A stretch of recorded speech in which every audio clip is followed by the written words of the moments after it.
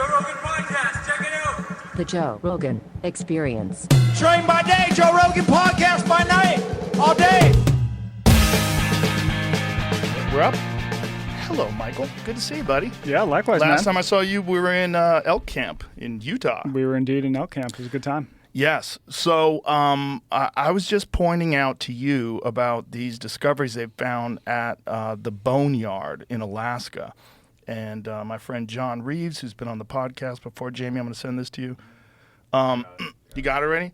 So the most recent thing they found is evidence that looks like saw marks on these bones. It looks like they sawed these bones to get the marrow out.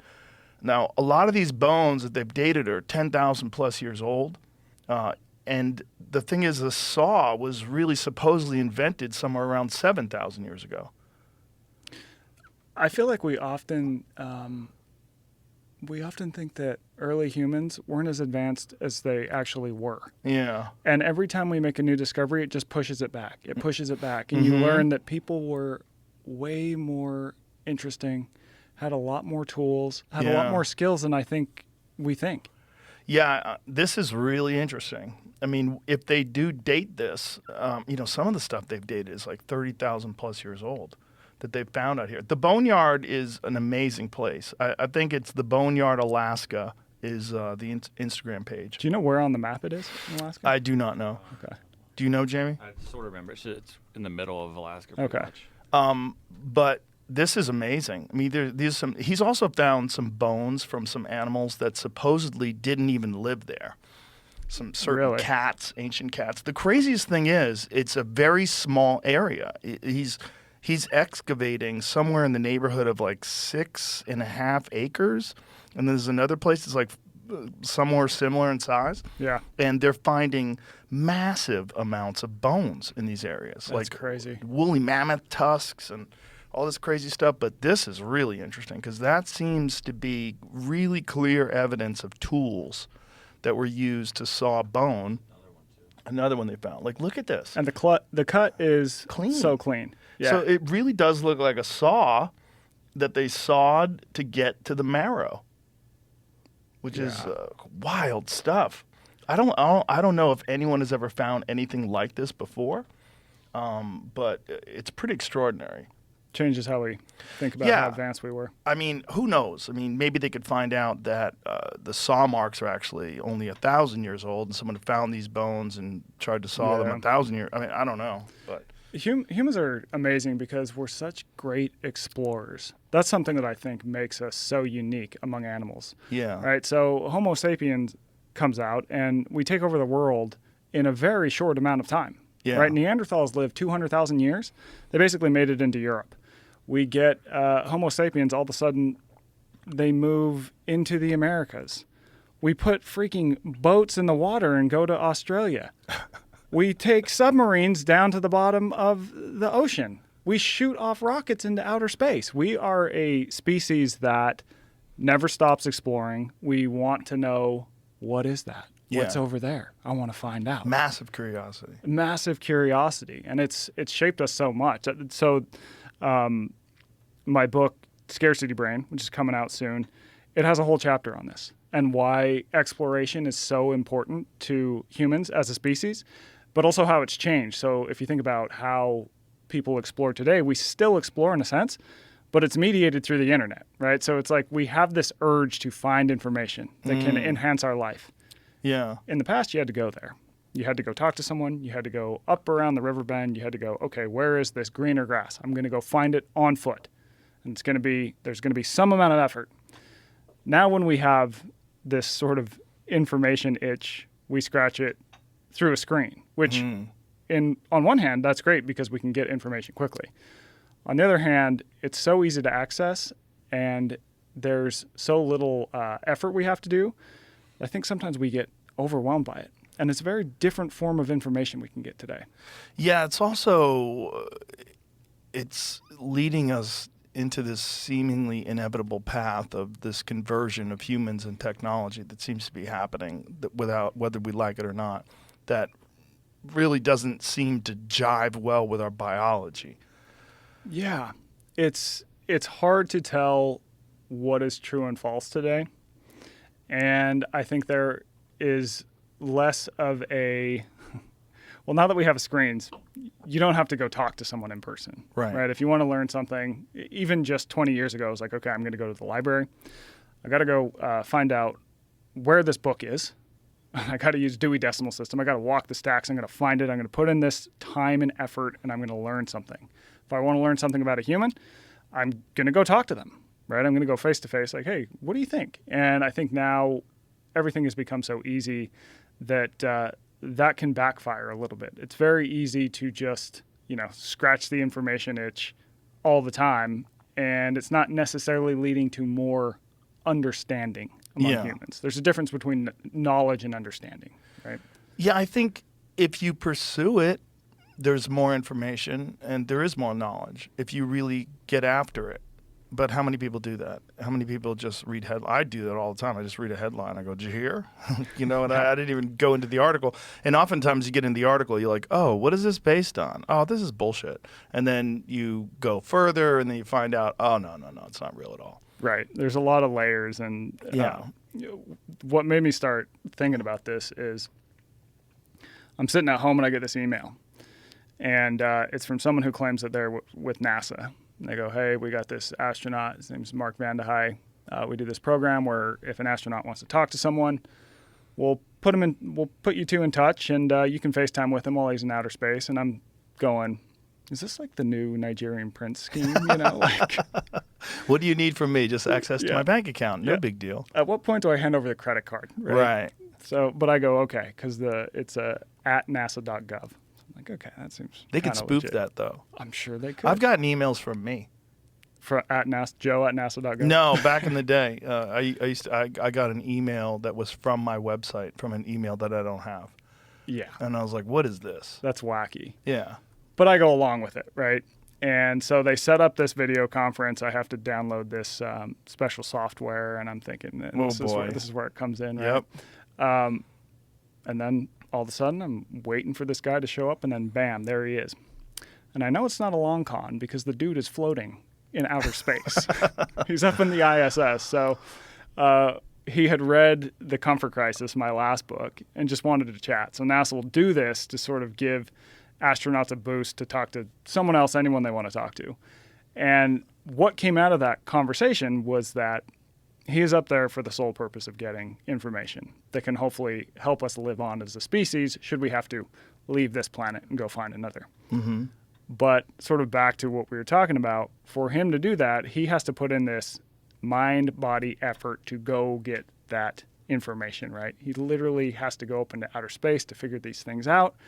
And he talked about how oftentimes when he will come back home and he'll go to schools, he'll go to universities, he goes, at some point in every talk, I had this run of like 30 talks, where at the Q&A, someone would always ask me if the world is flat. And he goes, I did not know how to take that because I would kind of just, no. And then they would start to fire off facts, and he's like, yeah, but no. And so I think that with minimal barrier to entry, you can find information that confirms your worldview and just follow that strange rabbit hole, even though it's not leading anywhere. Right? Yeah, that rabbit hole is the wildest one. That there's been this long-standing conspiracy to deny the fact that the Earth is flat, to hide it and obscure it, and that all of these space agencies all over the world are all working in cahoots to try to perpetuate this hoax. Yeah.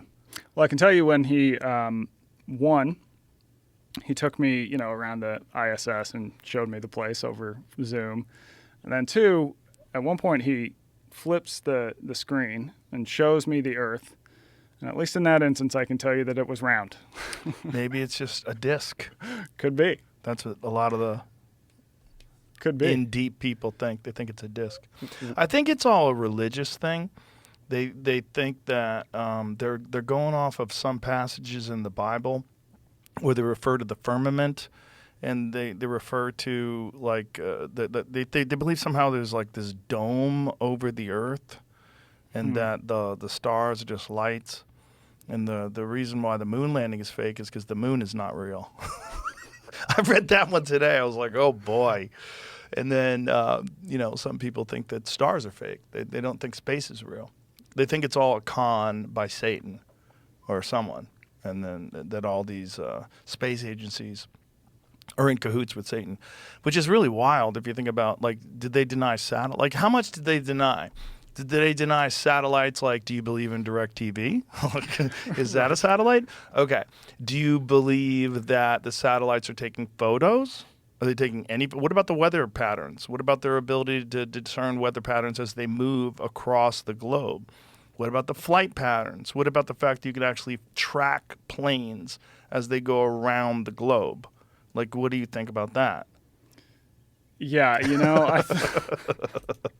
I mean, Japan has a very sophisticated satellite system where they're taking high-resolution photos of the Earth like every few seconds, right? Isn't that what it is? Yeah, a few people do that. Yeah. There's private companies that do that. And they think that's bullshit.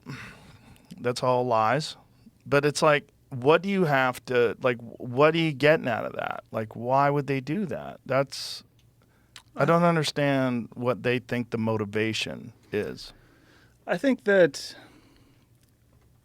some things are complicated in life, and I think that humans really like certainty. So we are a species who just craves certainty. There's actually some fun studies where people will choose to get shocked by an electric zap rather than wait to see if they're going to get zapped. Like, just get it over with because I want to be certain about this thing.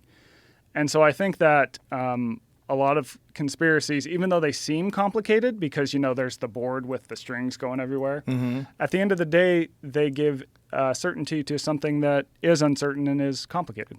And that can sort of be relieving. You go, okay, well, this world being flat doesn't jive with my worldview. I think X, Y, Z, this doesn't make any damn sense. And then you can go, oh, well, what if it's flat? And then there's like sort of this trail you can follow online where at the end it goes, bam, you got it. You're good to go. I think people are always looking to find things out that they've been lied about. So I think they believe they don't trust the government. They believe, various conspiracies like the Gulf of Tonkin, ones that have turned out to be true. And then they go, oh, okay, what else? What else? And there's something very exciting about it. Also, a lot of the people that are really into it for whatever reason, I don't want to stereotype, but a lot of them are unsuccessful in other aspects of their life. They might be successful in one thing or something like that, but there's something about it that leads them to want to be the one who uncovers this truth. And I think it's it plays on the mind. Like, we have this desire to go and find things. Like, that's part of the explorer gene or whatever it is, the explorer, whatever it is that makes us want to get in a boat and say, where's Hawaii? And how about those guys? The Polynesians. I mean, what a crazy trip. They went all the way out to the middle of the ocean. They found this volcano. Dude, there used to be people who would, I can't remember what tribe this is, but these tribes would get in a boat and go hundreds of miles. And it was all for the sake of meeting another tribe. And they would sort of exchange a couple goods that weren't really that meaningful, which suggests it really was for the journey, right? They were doing this just to explore, to take on an adventure, to learn from it and bring back this thing that was sort of meaningless in the grand scheme of things, but it was symbolic, very symbolic that they had done this great journey. And I think this was in the Polynesian Islands where this happened, like around the Philippines. Yeah, I mean, I guess there's also this longing to understand how people can live in different places. If you're used to living on a certain, tropical island, and then you find out about someone who lives in, the taiga forest in Siberia, you're like, how? Right. What are they doing? I mean, imagine before there was video, before there was the internet, and really before there were books, people would hear about these people that did these things. And they're like, where are these people? How are they living like this? And there was probably this overwhelming desire to see.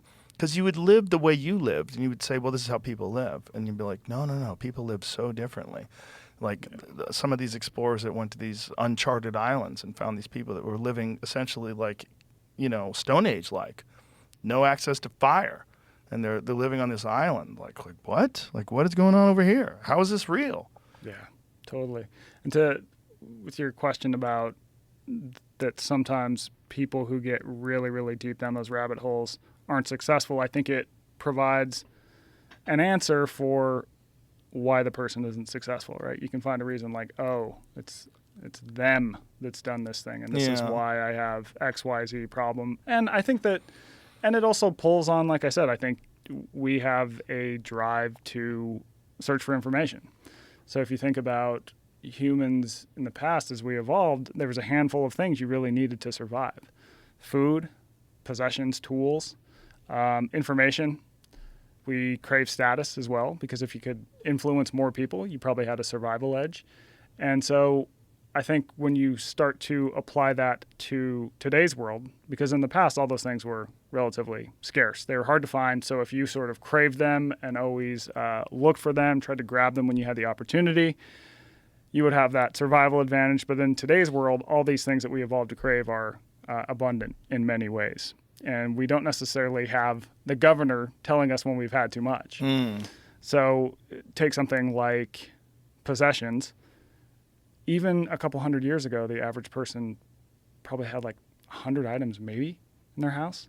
Now the average home has 10,000 items in it. Really? Yeah, 10,000 items. It's the range is 10,000 that I've seen to 40,000. And then there's people that collect stuff like trading cards, Trading you card, know, right. or stamps, or Yeah, coins, exactly. old coins, and they get obsessed with collecting these things.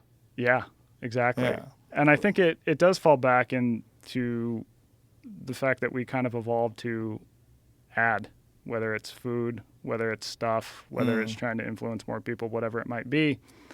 And that can kind of create a cycle for people where the pursuit of the thing is like a thrill in of itself, and then you get it. You go, oh, that's fun. I gotta go do that again. Yeah. And then they got to get another one. Yeah. Yeah, that's it's such a weird.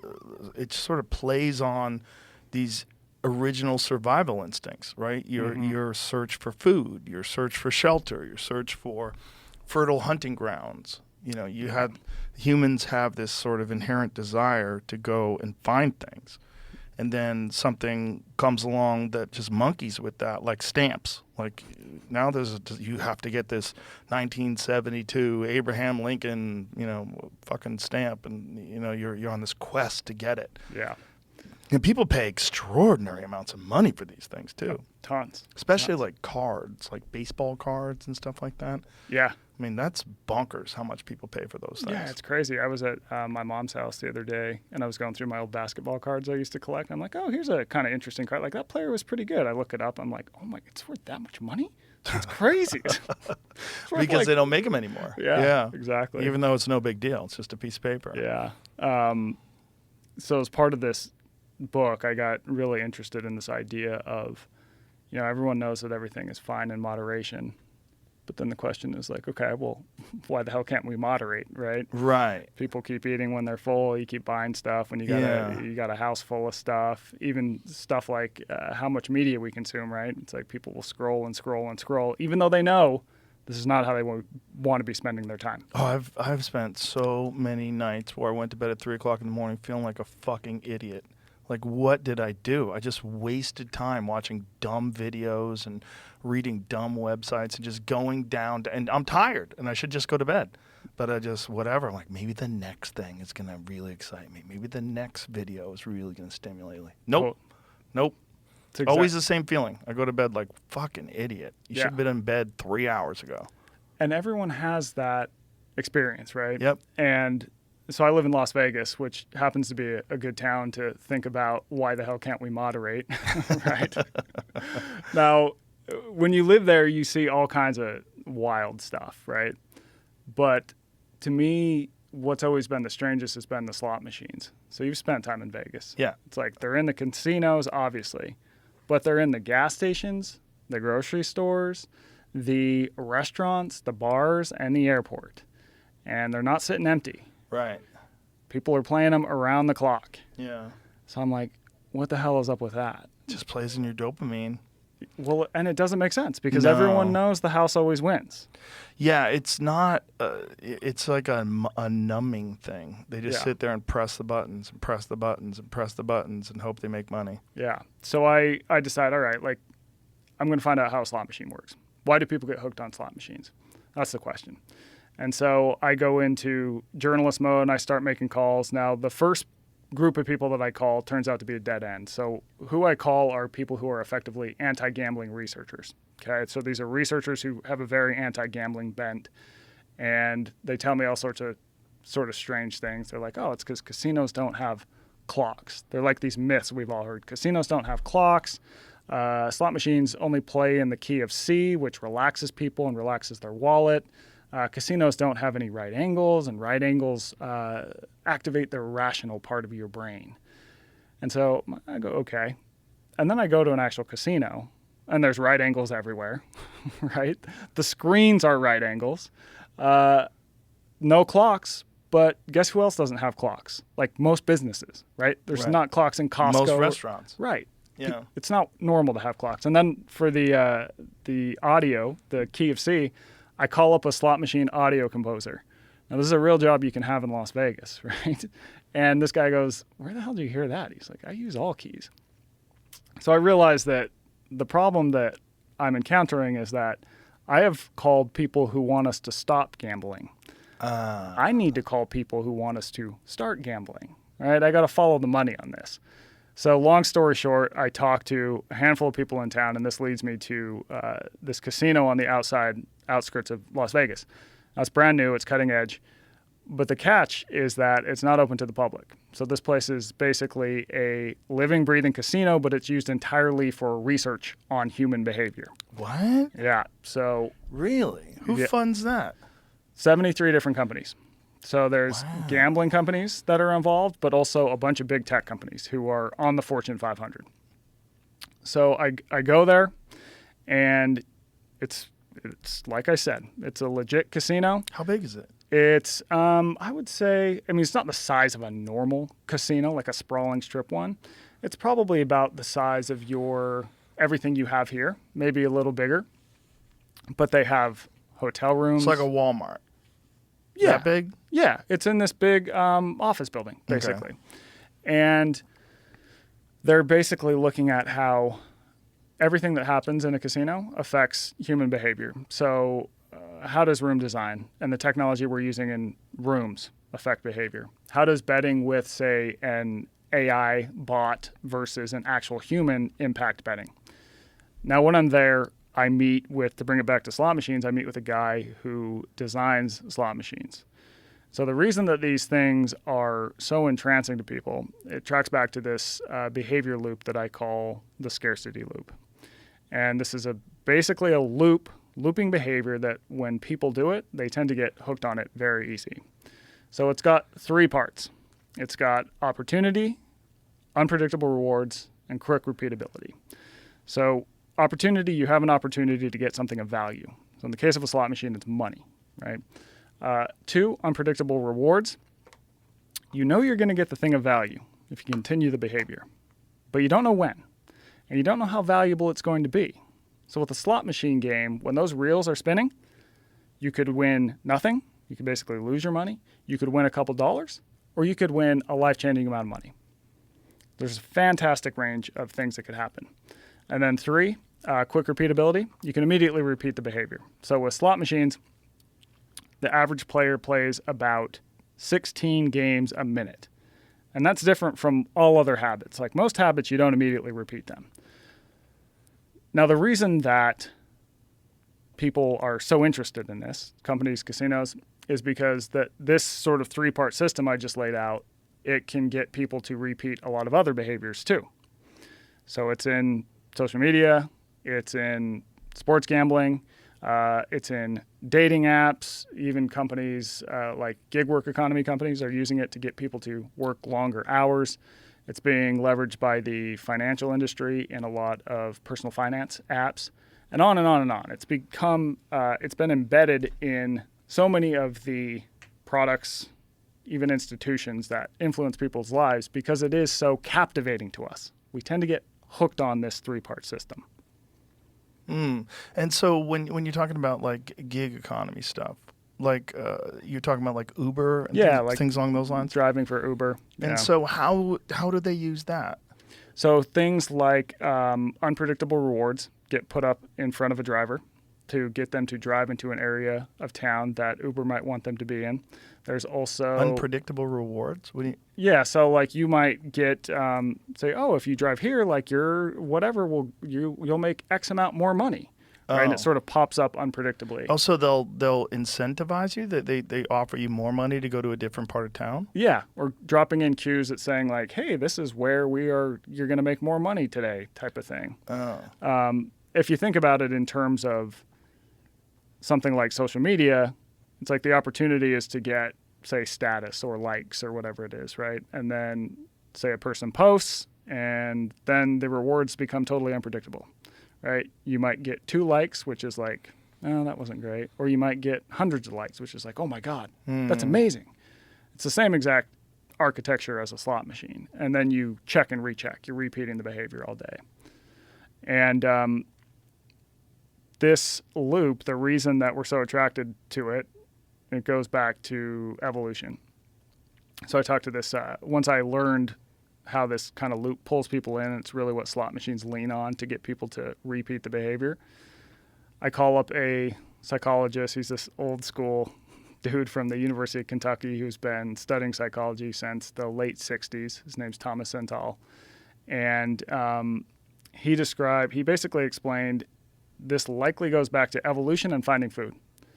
So if you think about hunter-gatherers, the thing you have to do every day is find food. But it's random whether you're going to find the food or not. So you go to point A, you don't find any food. You go to point B, you don't find any food. You go to point C, no food. Point D, oh my God, it's a giant berry bush full of food. And that saves your life, right? So that search, that repeat searching, really pushes us and grabs our attention because it used to help us survive in the past. Ah. And there's even, I mean, if you want to get down the rabbit hole in it, there's even things like what are called near misses in slot machines, which is when you kind of almost win, right? You might Two get lemons. yeah, 2 lemons. And the then other lemon just barely passes Yeah, by. just Oh, barely passes by, or losses disguised as wins. Do you know what those are? no. So that's when, let's say you bet $1 and you quote unquote win 50 cents. So, Oh. right. So you don't lose everything, but you win 50 cents. Now we tend to react to that as if we're winning when they study gamblers. And that's also embedded in the search for food, right? You might, let's say you're hunting, you're like, oh, we got a big kill on our hands. And then you whiff and the animal's on its way. It's like, damn, that's the near miss. Or you come upon a berry bush and let's say it took you burned 500 calories looking for this thing and it only contains 200 calories worth of food. And so all of these sort of evolutionary parts of this system that we used to fall into as we evolved are now in slot machines and in turn now being used by a lot of big tech companies and different industries.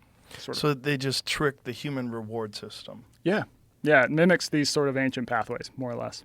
And gambling to me, is one of the most peculiar ones because it's so overwhelming for people that are hooked on gambling. It's such a mental health issue. It's such an addiction. And when you see people that are just like chasing it and they just can't stop, it's like I always wonder like what pathway is being hijacked. Like what is about human beings that want to risk like literally all of their money on a roll of the dice or on a spin of the roulette wheel or on a hand of cards. Like, what is that? Yeah, this is a good question. Now, this Zental guy that I told you about, he does a lot of research on pigeons. So he can basically turn a pigeon into a degenerate gambler in like 2 minutes. Pigeon? A pigeon, dude. He'll give them, yeah. I said That the same sounds thing. cruel. I said the same thing when I was talking to him. Isn't life hard enough as a pigeon? Yeah. He'll get pigeons who, they live in these cages, and he'll give them the option to play a game where every other peck, they get, say, 15 units of food. So peck, no food. Peck, 15 units of food. But then they have an option to play a second game. And this second game is very much a gambling game in that they get food about every 5th peck, but it's random, right? So you could go peck, peck, food, peck, peck. The next one could be food, peck, peck, peck, peck, right? So it's just kind of like a slot machine. And they get more food playing the gambling game. They get 20 units. If you do the math, it makes a lot more sense to play the game where you get every other, right? Every other peck is getting you food. It adds up to a lot more food. But what he finds is that the pigeons consistently play the slot machine game. 97% of pigeons will choose that game. Right, but they're not risking anything. They're not risking anything, right? But it's So how's still that gambling? they're still putting in the effort to have to play the game. Yeah, but that seems obvious. Like the rewards are greater. So they know that if they just keep pecking, it doesn't hurt to peck. They're going to get a bigger supply of food. They don't get a bigger supply, though, because they'll get 15 every other peck Right. versus 20 every 5th peck. So if you put in 100 pecks, you're going to get more food playing the one where you get food every other time. Right, but it's still not gambling because the pigeon just sees a larger pile of food with the more pecks. So just wants the larger pile of food, so it just keeps going. It's not like they're risking all their food. Right. So I don't think it's a gambling thing. Well, the larger pile of food comes from the predictable rewards. Yes, right. If you do every other, right? Yeah, every other is how you would get the biggest pile of food. But you don't get the biggest pile in one dump, right? The one where it's every 5, that's a larger quantity of food. Yeah, so you'd get 20. Yeah, see, that's not gambling. Why is it not gambling? Because it's just more effort. It's more effort to get a bigger pile. So he would argue that They're just dumb. They just can't say, oh, it's every other one. Well, all they see is that they're getting, whatever, 15 units versus 20. Is that what it was? Yeah. Yeah. 15 versus All 20. they know is 20 units. Like, oh, this one gives 20 units. Just keep pecking. I don't think they're smart enough to figure that out. I think they're just like, keep going, there's 20. Keep going, 20. But there's not a risk. So here's what I'll tell you. He would argue, and a lot of biologists would, they would say, there's this theory called the optimal foraging theory. It says that animals will expend the least amount of energy to get the most amount of food. All right, so over time, they're expending a lot less energy to get more food. And so here's where it gets interesting, though, is that to sort of bring it back to why do people fall into this, why would someone bet their entire fortune on a roulette wheel or whatever, is that when he will put pigeons in a sort of wild environment, so where he keeps them is in these pigeon cages where they kind of live alone. It's it's a basic cage. When he puts them in a cage that mimics the wild, so it's this giant cage that has like roosts, it's got cliffs, it's got other pigeons. It's very much like they would have to live in the wild. And then he throws them back to choose a game. They start choosing the optimal game. Oh, Yeah. Interesting. Yeah. And you see that in many animals where they do these sorts of studies, like rats. Right, that's the cocaine rat thing, right? Yeah, Yeah. just like that. Yeah, for people who don't know that study, what they call it, Rat Park. So they did a study where they put rats in this very sterile environment, laboratory environment, bright lights, no toys, no nothing, and they gave them the option of water or water with cocaine. And they always took the water with cocaine. They just kept taking the water with cocaine. But then when they put them in Rat Park, which is a much larger thing with a lot of toys and things to do and a lot of places to run around, they didn't do that. They just drank the water. Right. But that makes sense. It's like they're fucking living in hell. Yeah. And the cocaine water is the only thing that gives them any good feeling.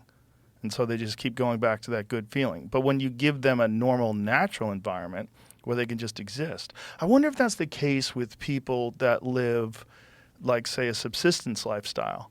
If they have access to something like heroin or cocaine, I wonder if they would just ignore it because they get this sort of very natural environment that is sort of programmed into our lives, programmed into our DNA. Like, people that live a subsistence lifestyle are unusually healthy. I'm sure you've seen, have you seen Werner Herzog's documentary, Happy People? I don't think I've seen that one, no. It's great. I'll have to It's watch Happy it. People, Life in the Taiga. And it's about these trappers who live in Siberia. And there's very low instances of mental health issues, very low instances of, all sorts of problems. And that society just has that are ubiquitous. In their world, these people are very happy, and they get by. They just get by. I mean, they have snowmobiles and dogs, and they hunt and they trap and they fish, and they just get by, and they work every day. And you have to work. The only way to live is to eat, and the only way to eat is to work, and so everybody does everything that they can, and they're all happy. Yeah. It's very weird. So that was this guy's theory. Is he said there's another theory. I think it's called the optimal stimulation theory. It basically says that humans and animals need a certain level of stimulation in their life, or else they start seeking it from other things. Yes. So if you think about the context of how humans came up, I mean, it was very sort of like the people you talk about on the taiga, right? You got to work all day. You're outside a lot. You're doing tasks that involve your mind and your body. Like, it's this full-on effort to survive. You're also in sort of closer-knit communities, all these different things. And today, we don't have that quite as much. And so his theory is that when you don't have enough stimulation in your life or meaning from other places, humans tend to start to look for it in other ways. We gamble. We spend a lot of time on the internet. We buy a lot of stuff. All right, so we start searching for it somewhere else, and those ways can often be counterproductive in the long run when you overdo them. Yeah. Yeah. Totally makes sense. And also, I was having a conversation with a friend of mine about this yesterday. We were talking about how complex the human mind is and how complex life and society is, but yet there's no real management book. Like, there's no document that shows you this is the optimal way to exist, and these are the pitfalls of existing other ways. That, you have these human reward systems built in, and they can be hijacked by these various things, and this is the way the human body and the human mind exist optimally. And for whatever reason, there's no real structure that people can follow that's universally agreed upon. Like, if you, say if you're a mechanic, right, and you're working on an engine, like, there's very clear documents that show you, like, these are the pistons, this is the spark plug, this is the carburetor. If it's not clean, it'll do this. This is the problem with the gas line, and you have to fit it this way and that way. And so you do it all right, and then boom, it starts up and it works. And you can fix things that way, and you can build things that way. We don't really have that for the most complex thing that we're aware of, which is human existence. Yeah, totally. That's because it is so complex. It's so complex. And technology also changes very fast. So Yeah. technology is probably it's great in many ways. It's a result of progress, right? It's kept us, led us to live longer, allowed me to fly from Vegas to Austin in 2 hours instead of, getting the old wagon train out and be like, yeah, I'll see you in like 6 months, Joe. Yeah, right? How long would that be by wagon train? Oh, man. It's pretty crazy. But I don't think we've necessarily kept up with it. I mean, our hardware doesn't change that fast, Right. and our software, And so I think a lot of the problems that we see today are often a result of us living as almost sort of ancient creatures in a very new, modern, changing world and trying to navigate that. That's what scares me about this seemingly inevitable connection with humans and technology, is that I think what we're going to do is integrate with technology to avoid all the problems that we have existing in this modern world with this ancient hardware. Mm-hmm. And that we're going to adjust our hardware. And that it seems to me that this is inevitable. It seems to me that this is just where we're going, and that humans are going to be some sort of cyborg type thing. And also with the invention of AI, and I'm sure you're paying attention to all this Chat GPT stuff and that, and deep fakes. There's so many deep fakes. People keep sending me commercials that I've never done for penis enhancements and all these different things. Wild commercials. Insane stuff. And it's my voice. Yeah. And it's my lips moving, and it shows me talking about how great these products are, and I've never even heard of them. Yeah. And this is just the tip of the iceberg. We're just starting to be able to fake things like that. Where on a consumer model, like someone can just buy the software and put it together, and and now AI can make literal films. So, I mean, at one point in time, right now, there's kind of like the uncanny valley in some ways where you can kind of see the difference between what's real and what's not real. You can kind of like, it looks fake. Right. How long before, like UFO footage, great example. Jeremy Corbell, who's like the premier UFO researcher with George Knapp, every now and then I'll find something online and I'll send it to him. He's like, oh, that's bullshit, dude. Like this is what they did, and you can see it. This is how, and this is why, and like, oh, okay. But there's a lot of that. There's a lot of fake stuff, and it's hard to know. It's hard to know what's real and what's fake, and we kind of can tell now. But will we in 20 years? I bet no. No, and it could be 5 years. Yeah, it might not. I'm being very generous. Yeah. I'm sure it's 5 months.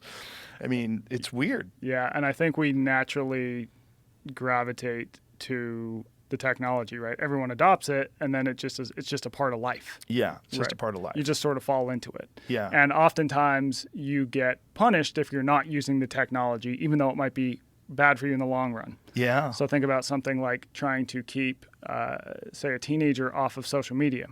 We know it's probably not a great place for them to hang out a ton. Right. And yet, if they're not on it, their life suffers. Yeah. Right? Because they're not as dialed in socially. And for teenagers, being social is very important due to how the brain is changing at the time. Right. But even think about work, especially with how the nature of work has changed after COVID with more people working from home. If you don't want to be stuck on email all day, it's like, I totally get that. But now if you decide, well, I'm not going to check my email during these times because it drives me insane. Now you're a negligent employee. So you effectively have to adopt the technology to live in the system, and then the system starts to sort of govern your actions. I read an article about a woman who was fired, and she met all of her productivity goals. She was working remotely, but the company detected that she hadn't clicked enough on her computer. She hadn't hit enough keystrokes. She hadn't moved her mouse enough. And I think there was also an issue with the amount of time she spent in front of the computer, that it wasn't enough. Meanwhile, she met all of her goals. So, like, how many people are just in front of an office where they're not checking in a cubicle, just bullshitting, probably listening to this podcast right now? Yeah, enjoy. Enjoy. And they're okay. They're okay because they are in front of that computer, and as long as they move their cursor around and do things, and I mean, they could be listening to this podcast on their AirPods while they're also fucking around and doing all these other things. As long as they spend enough, and they might not be as productive, but they are doing the thing that the algorithm wants them to do. Mm-hmm. This lady got fired. It's crazy. But maybe she doesn't need to work as much to meet the productivity goals that you set for her, but she's a good employee. Right. If you set a productivity goal for an employee, you say, hey, we need to get, X amount of units of work done by Friday. And she does it. Didn't she do her job? Like, if she can do her job in 31 hours and the average person needs 44, isn't she a better employee? Yeah, she's more productive. Yeah, she's better, right? Does she have to be clicking on things constantly? And it's kind of crazy. This lady got fired. I'm like, that's why. It makes me wonder. I mean, maybe there's some other factors, but maybe not. I mean, maybe it's just as simple as like they're just following numbers, and that's how they hire and fire people. Well, the numbers are really interesting because they're not really that old. Numbers are maybe 10,000 years old. There's still tribes in the Amazon. There's a tribe called the Paraha who they still don't have numbers. They can discriminate between 1, 2, and 3. You go above that, and it's either small, medium, or large. And that's probably how humans thought of quantities for most of time. So if they catch a bunch of fish, they can't say how many fish they got? They have 30 people in their village? This is the story. I just read through the article. There's a little bit of both, both sides on this story. Oh, she's Australian. They have wild rules over there. Yeah, they had complaints about her missing stuff and doing work, and then she was saying this is all bullshit, and they had evidence of her doing misconduct, in their words. So it's a both sides story. Oh, okay. Okay. Well, there you go. That makes more sense. So, plus, she's very pretty in that picture. Maybe she's like trying to be an influencer. Maybe they factored that in. I don't know.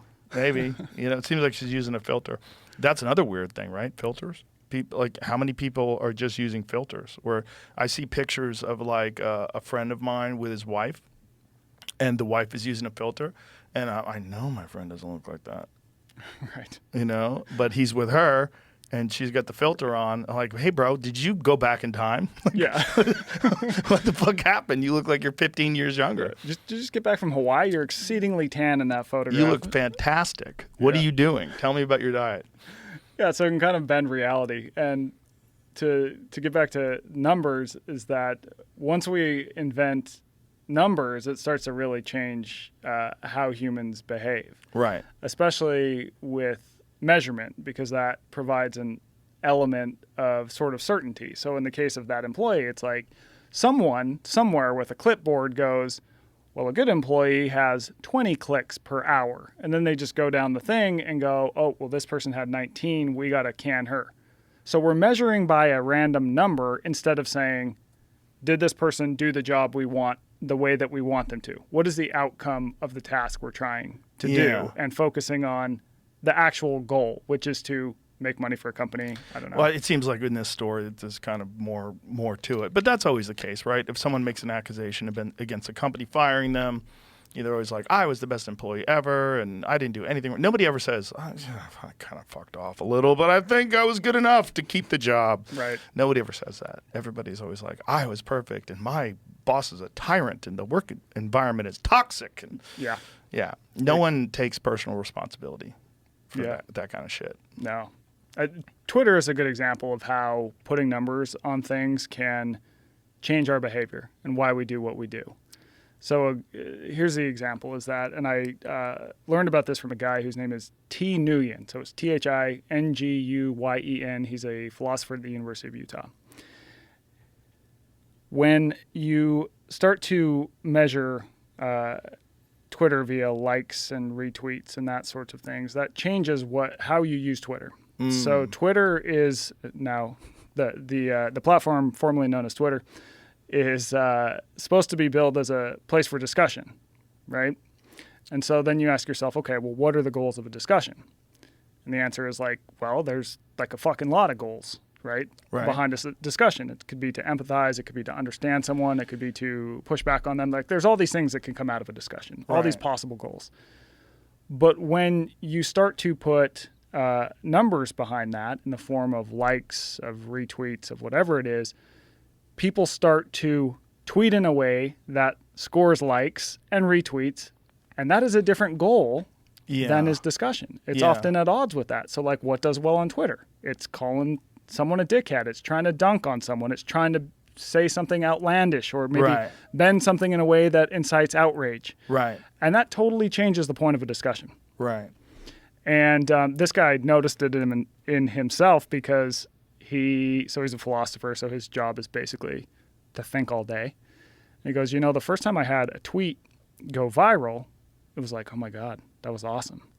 And then he found himself when he would have these sort of philosophical thoughts, instead of going into this really deep zone that he'd usually have to go into to understand it, he started finding himself going, how could I put this into like a 140 character tweet that'll really do well, right? And that changes how he thinks and what he does. And you see this, this isn't just in social media. This is in so many different systems where we put numbers behind something. It starts to change people's goal in a way that changes their behavior. But the goal of scoring numbers is often different from the original goal of the behavior. This discussion actually came up in the hunting world recently because I was having a conversation with a friend of mine. There's two goals in one of the things that people want when they hunt is they want to get a mature animal for a bunch of reasons. One reason is that the mature animal, say if you get excuse me, if you get like a 7-year-old mule deer, that is a deer that has spread its genes. It's done its job in the reproductive system. It's passed on its DNA. And this is an old, mature deer. Also, it's more of a challenge because this is a wiser deer. This is a deer that has probably experienced hunters before. Most certainly has experienced mountain lions and bears and other predators. And so the goal is ethically and morally, that's the animal that you should choose to try to hunt. Now, there's numbers that are involved now. So with deer, it's the size of the antler, and the magic number is 200. If you can get a 200-inch mule deer, that is a very, very rare deer. That is a deer that has lived for a long time. It has superior genetics. It has this very big, wide. Have you ever seen a 200-inch mule deer on the hoof? Yeah, they're giant. They're giant, and it's so impressive. So this guy had shot a mule deer, this beautiful, mature mule deer, but it scored 194. It didn't score 200. And he was like, well, it's just a deer. It's just another buck. And my friend was furious. He's like, this is a bastardization of everything that hunting is supposed to stand for. Like, hunting is supposed to stand for, this is an ethical way to acquire your food. This is the best wild protein that you can get. It's the healthiest for you. It's also an important thing to manage the population numbers of these animals so that they don't get overpopulated, which leads to the spread of diseases like CWD and chronic wasting and all these different things that people attribute to overpopulation and car accidents, all these different things. But the number thing got in people's heads. Yeah. And this guy was very happy with his deer until he found out it was 194 and not 200. Because it's like, it's impossible to tell when you're looking through binoculars. Right. You're looking through binoculars, you go, that is a giant mule deer. That's what I want to get. But he was unsatisfied because it came up. And so the overall score, the way they do it is kind of complicated. They measure the width of the base. They measure the length of the tines of the antlers. The width of how far they're apart. And all that stuff gets factored together and it comes up with a score.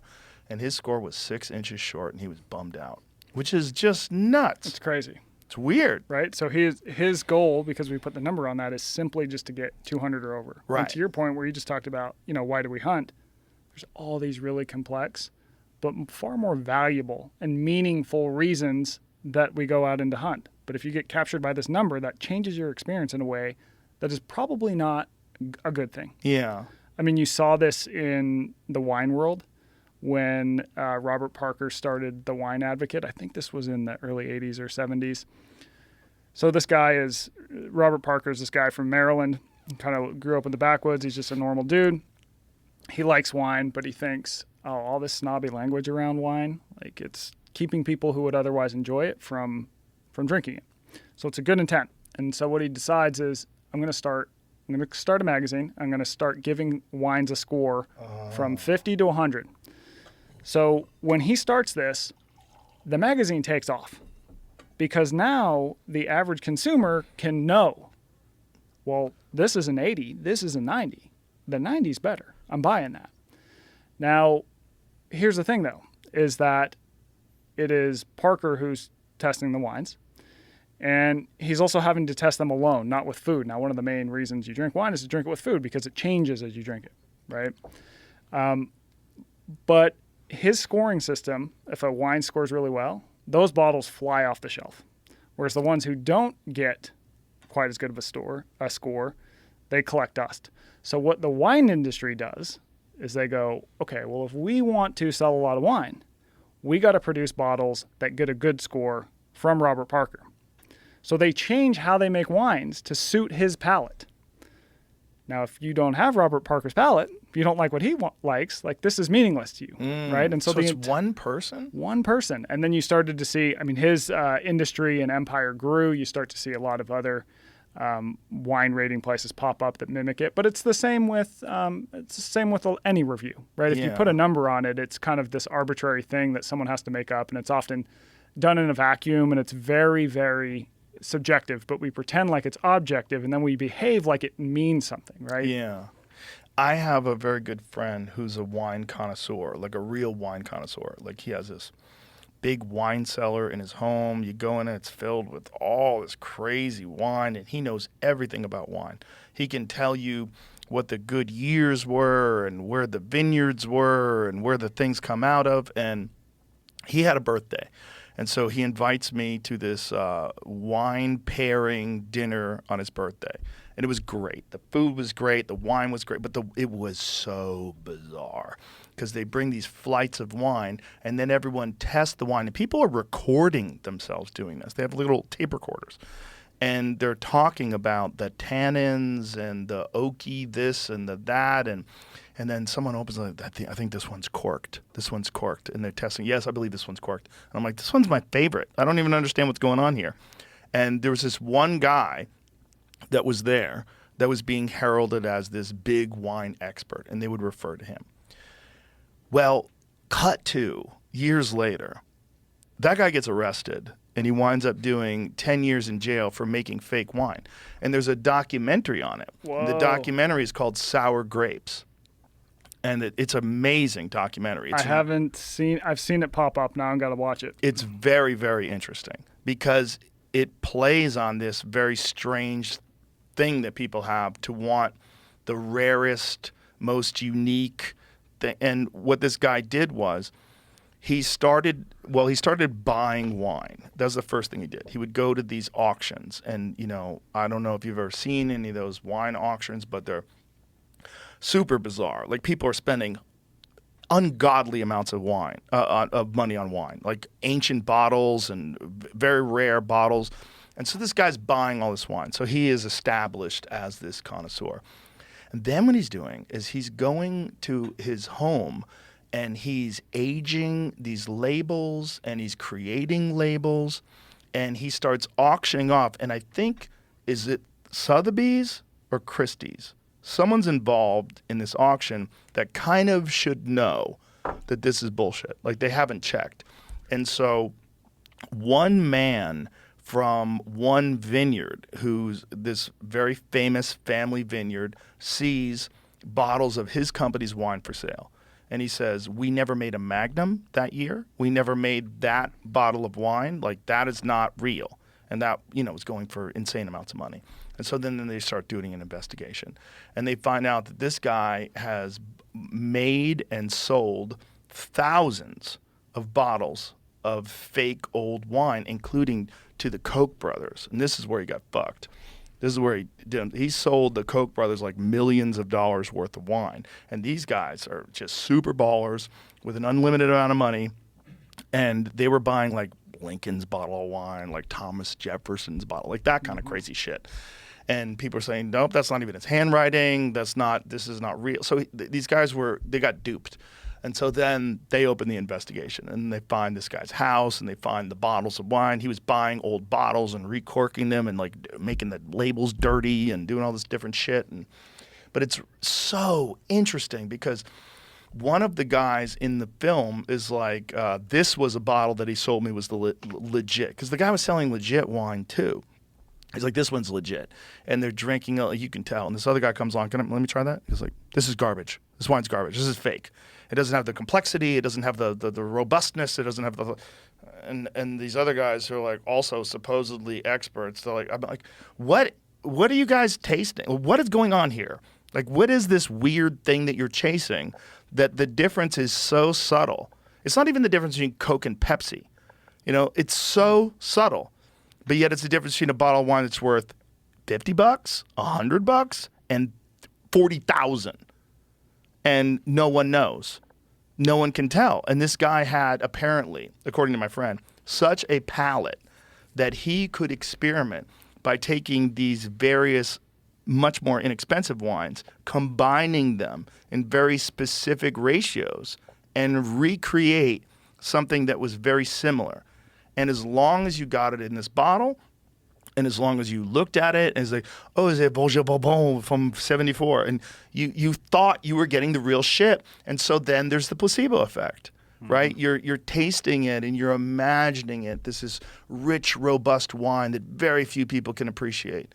And then you're all appreciating this wine. Meanwhile, this guy's laughing his ass off because he made it in his fucking Century City house.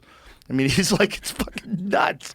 He's got it in the bathtub. Yeah, I mean, literally. See if you can get some clips out of that. And there was actually a study, and it was conducted, I think, at a university in France that has a good wine department. The researchers, they got a bottle that, was scored really high and a bottle that was scored low.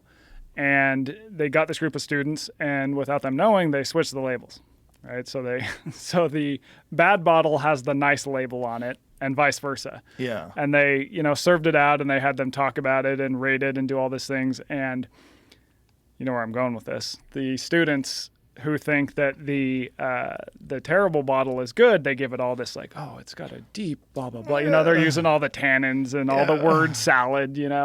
And then with the bottle that was actually expensive and highly rated that they thought was bad, this is cat piss. And so expectations often, to your point about the placebo effect, they shape how you experience something as well. It's that world is so strange. Because the difference between a very good glass of wine and a good glass of wine is so vague. I was with my friend Mark once. We were in Florida, and we were eating at this Italian restaurant. And it was a great restaurant. And I said, let's get a crazy bottle of wine. Let's get a fucking really nice bottle of wine. And I'd never had like $1,000 bottle of wine. So we bought this bottle of wine from, 1980 or whatever the fuck it was. And it wasn't that good. It was okay. It was okay. Like, yeah. It was okay. And then I said, okay, let's flip it up because there was quite a few people at the table. I said, let's flip it up and let's get our next bottle. Let's get like a $90 bottle of wine. And we were both like, this is better. This one's better. Like this is, I don't know what I'm drinking. I don't know I just know what this tastes like nice wine. Yeah. Like, here's how this guy did this. So he would take these bottles and sit them in water, and he had all these labels and all these different things, and he would get bottles from like used bottles, like bottles of legitimate wine that he had already drank. You're not shitting that he's literally doing this in some random apartment. Oh yeah, he was doing it in his house. Yeah, I mean, look, he's got the windows taped up so no one can see him doing it. He's got he's got aluminum foil on the windows like he's doing heroin in there. It's like, you cooking meth in there? Yeah. No, man, I'm just pulling some labels off some old wine bottles. So at the end of this documentary, they wind up destroying thousands of bottles of this wine, and it's really bonkers because he could have sold that wine for who knows how much money. And so see there, he's got all those labels that he had sitting there. That was the guy that got duped, and this is the guy that duped him. That guy with the glasses on, he was the one who was like, this one's a real one. And the other wine experts were like, bitch, this is fake as fuck. Interesting. And I don't even know how they know or if they really do know. I mean, I don't know anything about wine. I just say, what's a good wine? Yeah. When I go to a restaurant, pick one out for me. That's good. Yeah. I don't understand. Or I call my friend who is a legit expert, and I'll say, tell me a good, and he's usually right. I mean, he's always right. But what does that mean? What does it mean? I mean, am I going to notice a difference, especially 2 glasses in when you're eating a steak? No. As long as it doesn't taste terrible, it's a nice wine. I don't. Yeah. I'm not super into that world either. I just gotten so interested in this idea of numbers and having the sort of certainty of quantification changing our behavior in strange ways that I ended up down that rabbit hole. Another good example would be, so I'm a professor. Why do you go to college? A lot of reasons, right? Right. You want to acquire information. You also want to make friends. You want to learn how to get your shit together, to turn things in on time, to get on a schedule that you're going to need when you go out into the world, to get a job, all these different things, right? But what are my students most obsessed about? Their GPA. Right? And that's very different. And I found in my experience as a professor that it's often not the students who are straight A's who are the best, because those students tend to be a little more robotic. The students that are best tend to be in the B+, A-. So this is because they might be working 40 hours a week along with that. So this suggests they're pretty gritty. They're a hustler. Or they might be too free thinking, right? They're the type of students where I say, hey, do the assignment this way. And they do it and they're just going, oh, well, I thought I could do it this way and blah, blah, blah, blah, blah. And they also don't tend to ask about their grades. Now, the reason that we use grades is simply because it makes the lives of administrators much easier, right? If you need to compare students quickly, if you're sending people through the system, you can put a number on it and you can kind of rank people, but it doesn't necessarily reflect whether this person has accomplished all these different things, why you would want to go to college. Yeah, and what are you going to college for? Are you going to college to get a good job? And if you have a high GPA, wouldn't that make you more likely to be hired? So there's that. Yeah. There's that little tricky thing also with numbers. Yeah. Because it's also very hard to quantify whether or not a person's going to be productive. I mean, I guess you meet with them and then you want to find out, how they are socially. Like when you talk to them, are they easy to communicate with? Are they gregarious? Do they seem like a good person that would be, a nice person to have around the office because, they would make a pleasant work environment, and that would also help things become more productive. It's like, I get why there would be numbers, but it is a strange thing that humans are obsessed with numbers. Yeah. I think it goes back to what we were talking about earlier with certainty. Yeah. If you put a number on something, you can be certain what it is, that you've done the right thing, but the reality is that all these metrics, there's so much gray that goes into them, but when we see them, we think they're black and white. Yeah. And that can, obviously we need numbers. Our world runs on them, but I also think we need to be skeptical that they tell the absolute truth. And I think we need to be aware of the fact that they can change our behaviors in such a way that we miss sort of these greater purposes of why we're doing the things that we do. Yeah. And a lot of people don't know why they do. They just want to be successful, right? Yeah. Like it's very hard the thing about uncertainty, right? And this is a thing that you have when you're in college, or this is a thing you have when you're embarking upon a risky career. Like, there's so much uncertainty. Is this going to work for me? Am I going to make it? Is it going to happen? Or am I going to be left out like everybody? Am I going to be one of the people that doesn't make it? Am I going to be one of those sad stories? Like this person, they just failed in life and they want to die of a heroin overdose. Like no one wants to be that guy. Right. So it's like, what do I have to do?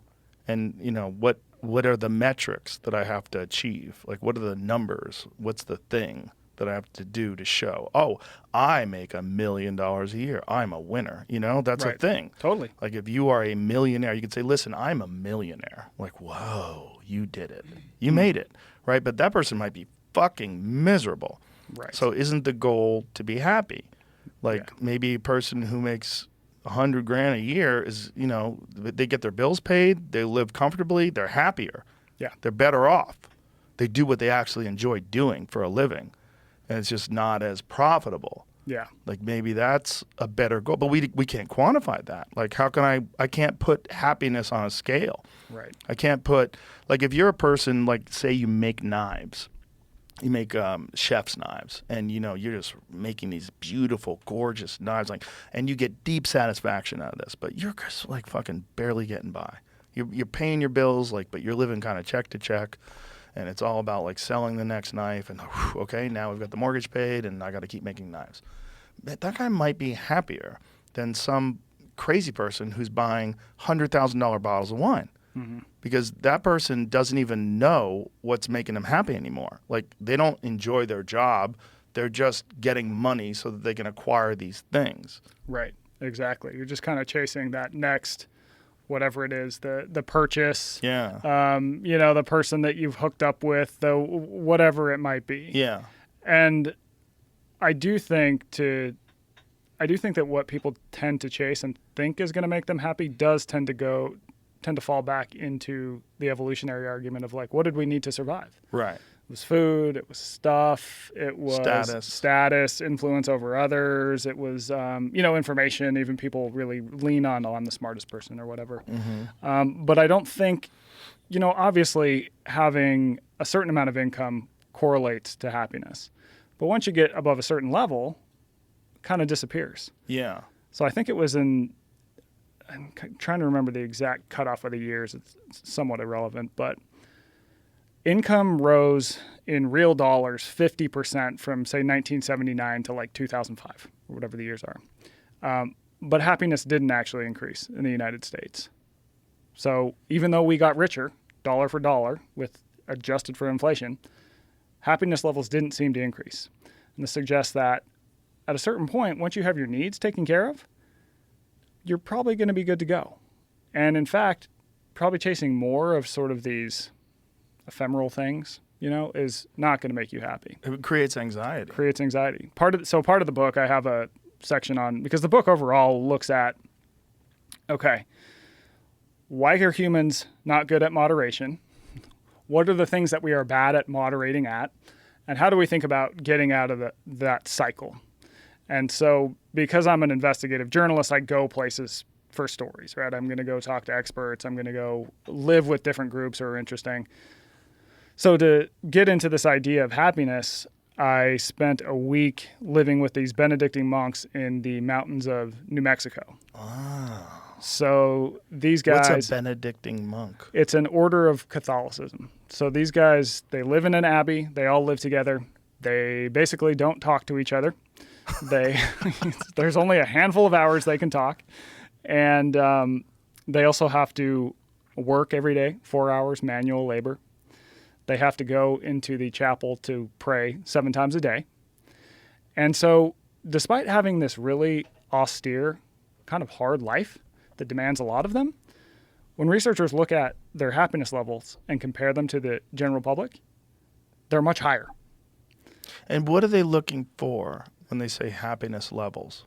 They're looking at self-reported life satisfaction scores. So they basically ask them, how do you feel about this? How do you feel about this? And then they come up with a metric that is basically what they think of as happiness. That's a weird one, because that you're getting a person who's completely isolated from the rest of the world, right? So they're not comparing themselves to other people. And so like what they consider happiness, I wonder if they have people that are living different walks of life that they can compare to, if maybe they would not have the same score. That's a great question. You know, like they think they're happy, but maybe they would be happier if they could sleep till 10 a.m. You know, maybe they would be happier if, they could go on a trip every now and then and just go see Paris. Maybe they would be happier if they had a car and they could just drive out to the mountains and just like sit on the top of a ridge and just look at the beautiful scenery. They don't do that because they don't have a car. So maybe their self-reported happiness is incorrect. Yeah, could be. Or they could be that, to your point, they could be happier. Yeah. What I do think it suggests that you don't necessarily need all these things that we've been talking about to be happy. Right. And a lot of times I think what makes people happy is not necessarily chasing the next item, that sort of chase of like, I'm going to buy this thing, I'm going to hit this amount of money, I'm going to do this. It is finding some sort of higher purpose, trying to do the next right thing, however you interpret that. And eventually people wind up finding themselves happy. Yeah. It's like, it's weird, right? Because you can't put it on a scale. Like you can tell if someone's overweight. You can't tell if someone's happy. Right. And I'll tell you, man, it was pretty funny because, when I get there, I arrived during what's called the grand silence. So this is a time when all speaking is forbidden except in, grave instances. And apparently my arrival classified as a grave instance. So the guy, this monk meets me and he kind of, walks. He's like, this is a chapel. Be in there at 3:50 in the morning for, this service. And then here's where we eat breakfast. And by the way, for breakfast, we don't sit. We don't talk, so blah, blah, blah. And then he takes me up to like the guest quarters and, what do I do? One of the rules is to not be lazy and to not be tiresome. And of course I sleep through the 3:50 a.m. meeting in the chapel, right? But I make it down for breakfast. And it was really fascinating living that way for a week. I mean, I got a lot out of it and had some interesting conversations when we could talk. And just watching the people live and interact, I think it just opens up a lot of you go, oh, there's like different ways of viewing things and there's probably something I can learn from that. Am I going to be living in the monastery anytime soon? Like, hell no. But there's things that we can learn from interacting with other people in the present who are different than us. Yeah. Also, they're only interacting with the people that they're interacting with physically, which I think is a real issue with human beings. Mm-hmm. I mean, we're talking about dunking on people on Twitter and that kind of stuff. I don't do that. I've done it in the past. But somewhere along the line, I realized that the energy that I'm putting out, if I'm being negative, that affects me, whether I realize it or not. If I'm being mean and shitty to someone and trying to ruin their day, that affects me, whether I realize it or not. It's not good for you. It's not healthy. I don't want to do that in person. I don't want to look at a person in the eye and say mean things to them, and I don't want to look at a person on a screen and say mean things to them. I understand that there's a great pull to that because of the numbers. Because if you do dunk on someone, and say, well, why don't you fucking do, and then, ha ha, and all these people put memes and all these different things, and you get 100,000 likes or whatever, I don't think that's good for you. And I don't think you really get anything out of that other than the score. It's not enhancing your life in any real way. No. You're contributing to the negativity of the world. And I think, as fucking corny and as cliche as this sounds, and I've especially thought of this after psychedelic experiences, which have been some of the most profound, life-changing, and perspective-altering experiences I've ever had, that I have to think about overall good, the overall good of what I'm doing. Yeah. Like, what is overall? I think a podcast is pretty easy for the most part, because for the most part, what we're doing is having a conversation. And I think this one is very interesting to me. And so I think it's probably going to be very interesting to other people. And these subjects are very interesting. And they stimulate your mind. And I feel good about my work. I feel good about it. I feel like when people come up to me, I love your podcast. I'm like, thank you. I'm glad you enjoy it. I really like it. I like that. I think I'm doing a good thing. I think I'm putting a good thing out there. And I think so I feel good about it.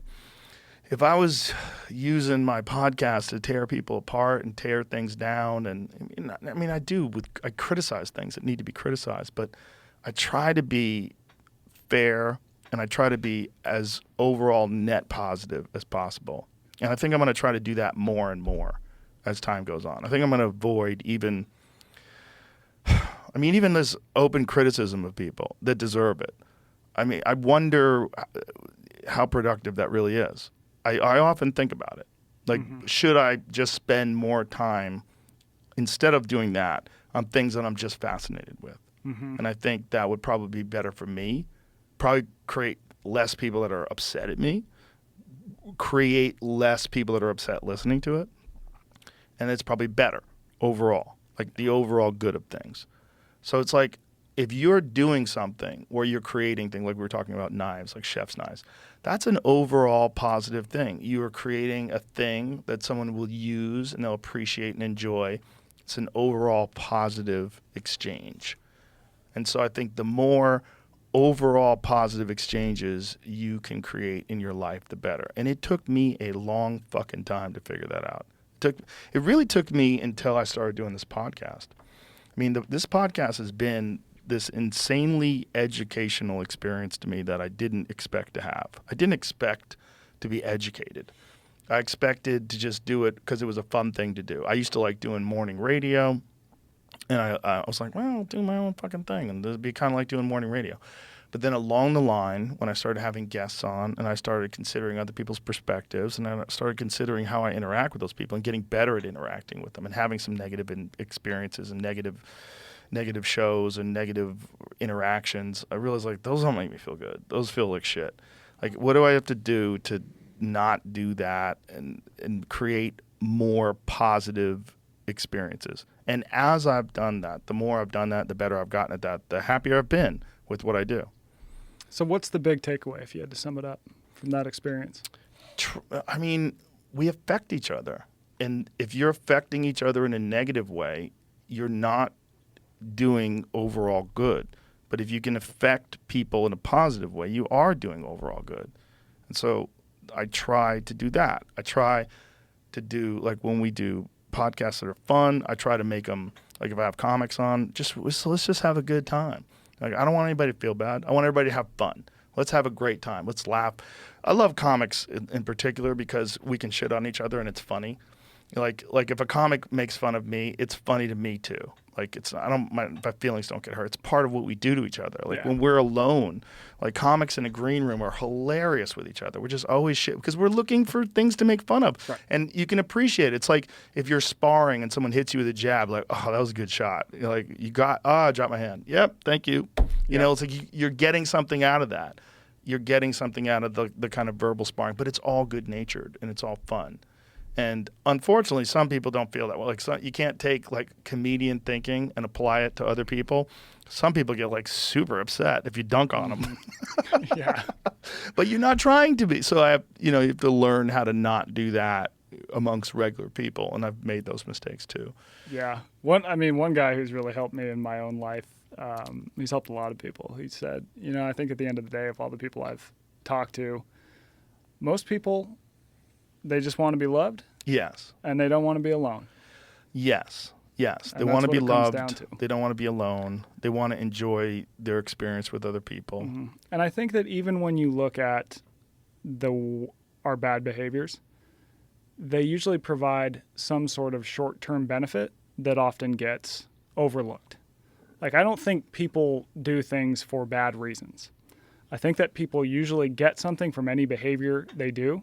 That doesn't mean the behavior isn't maladaptive, but usually in the short term, there is a benefit and a reason why they're doing the thing they're doing, and it usually goes back to some sort of deeper reason, right? So a case would be a person who's an asshole. It might be a defense mechanism because maybe they were raised by a parent who was terrible to them. Right. And so they feel like they always need to be on the defensive. And so Yes. when we walk in, 20 years later, we go, that guy's a dickhead. But really it's like, no, he still just hasn't recovered from being a kid whose parent was a jerk to them. Yes. And realizing that people are usually acting the way they're acting for a good reason, I think gives you space, it gives you empathy, and it allows you to interact with others better in the world. And that changes your own experience. Because if I look at the asshole and be like, hey, fuck that guy, and that changes the rest of my day, like that's not good for me either. Right. Right? I can just be like, well, some people are that way, and probably a reason for it. And Do you have children? I don't have children, no. One of the things that happened to me when I started when you see someone go from being a baby to an adult, you think about human beings in a very different way. I think about everyone I meet, I think of them as a baby. Like, oh, this is like if I meet some poor homeless person in front of a gas station, when I was younger, I would look at that person and go, oh, fucking idiot. Get your shit together. And now I look at that person like, what hand did life give you? Right. Like, you were a baby. There was this lady I saw recently, and she had the most insanely bad posture. Like, maybe she had suffered an injury, like a broken neck, because her head was like, she was like very frail and very obviously addicted to drugs and dirty, and her head was like hanging down like this so deeply that she couldn't barely look up to like ask for money. And, all I could think of was that was someone's little baby. You see some guy who's like sleeping on the corner of a street, just covered in filth. That was someone's little boy. Yeah. That was a woman gave birth to this little boy. And they had, all the potential in the world if they were in a different environment, if they had different genes, if they were in a different neighborhood, if they had different parents, if they had different experiences. But now here I find them in worst case scenario, on the ground, being ignored. People are passing them by. No one cares about them. It's a testament to the health of a society when you see how many people are in that state. Like, that's one of the things that I find very troubling about a lot of these big cities, like particularly like Los Angeles, that are just overrun by these homeless encampments. And it was interesting because I saw something today about Gavin Newsom. And he is trying to apparently there's some sort of law that he's trying to get rid of that does not allow you to move homeless people. And he's trying to get rid of that. And he's making sense. It's like, this is not good for them. You're not saying that you're not caring about these homeless people, but to just be forced by law to not be able to move these encampments seems insane. Not just counterproductive, but a barrier to productivity, a barrier to progress. And, kudos to him for trying to do that. I give that guy a lot of shit, and I probably shouldn't. Because I think that job is insane. He said something crazy about me recently. So like his son is involved in these micro cults where he's listening to people like Jordan Peterson and me, I think he's upset because I called him a con man, which I probably shouldn't, because that's not productive either. Just call someone a con man. He's a politician. He's doing what he's trying to do. But he did do something that I really like recently. He vetoed this bill that would have forced a parent to affirm a child's gender in order to keep custody of the child. It was like some crazy sort of Orwellian thing that they're trying to do, where you have to affirm a child's gender if the child is trying to change gender. If you do not do that, you could lose custody of your child, and he vetoed that. So kudos to him for doing that. It's got to be a fucking insane job, you know. Yeah. And for us to stand on the outside and just shit on these people, especially someone like him who's handsome and tall and slick back hair and he talks really well. It says he's bullshitting us.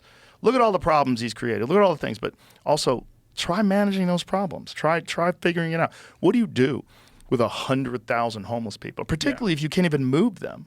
Yeah. Right? And so kudos to him for trying to figure out a way Trying. to get rid of that law.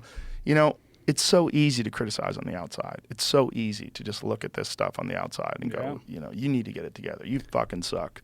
But who doesn't suck? What mayor of a big city doesn't suck? There's always going to be someone who thinks the person is totally awful, and people who are like, they're okay, and people who love them, you know. Well, especially, look, no one cared about him at all until COVID. Nobody was upset at him. Right. And then you're confronted with this problem that no one has faced in 100 years. We're going to shut society down. There's a pandemic. Yeah. There's a giant pandemic, and there's these solutions on the table. And politically, particularly in California, these are universally accepted solutions. Like, everyone must get vaccinated. I mean, you're literally having people like Sean Penn on TV saying that if you're not vaccinated, you're literally holding a loaded gun to people's heads. Now, in their defense, at that time, they really believed that this vaccine was going to stop transmission and it was going to stop infection. And if you didn't do that, you were fucking it up for everybody else. Mm-hmm.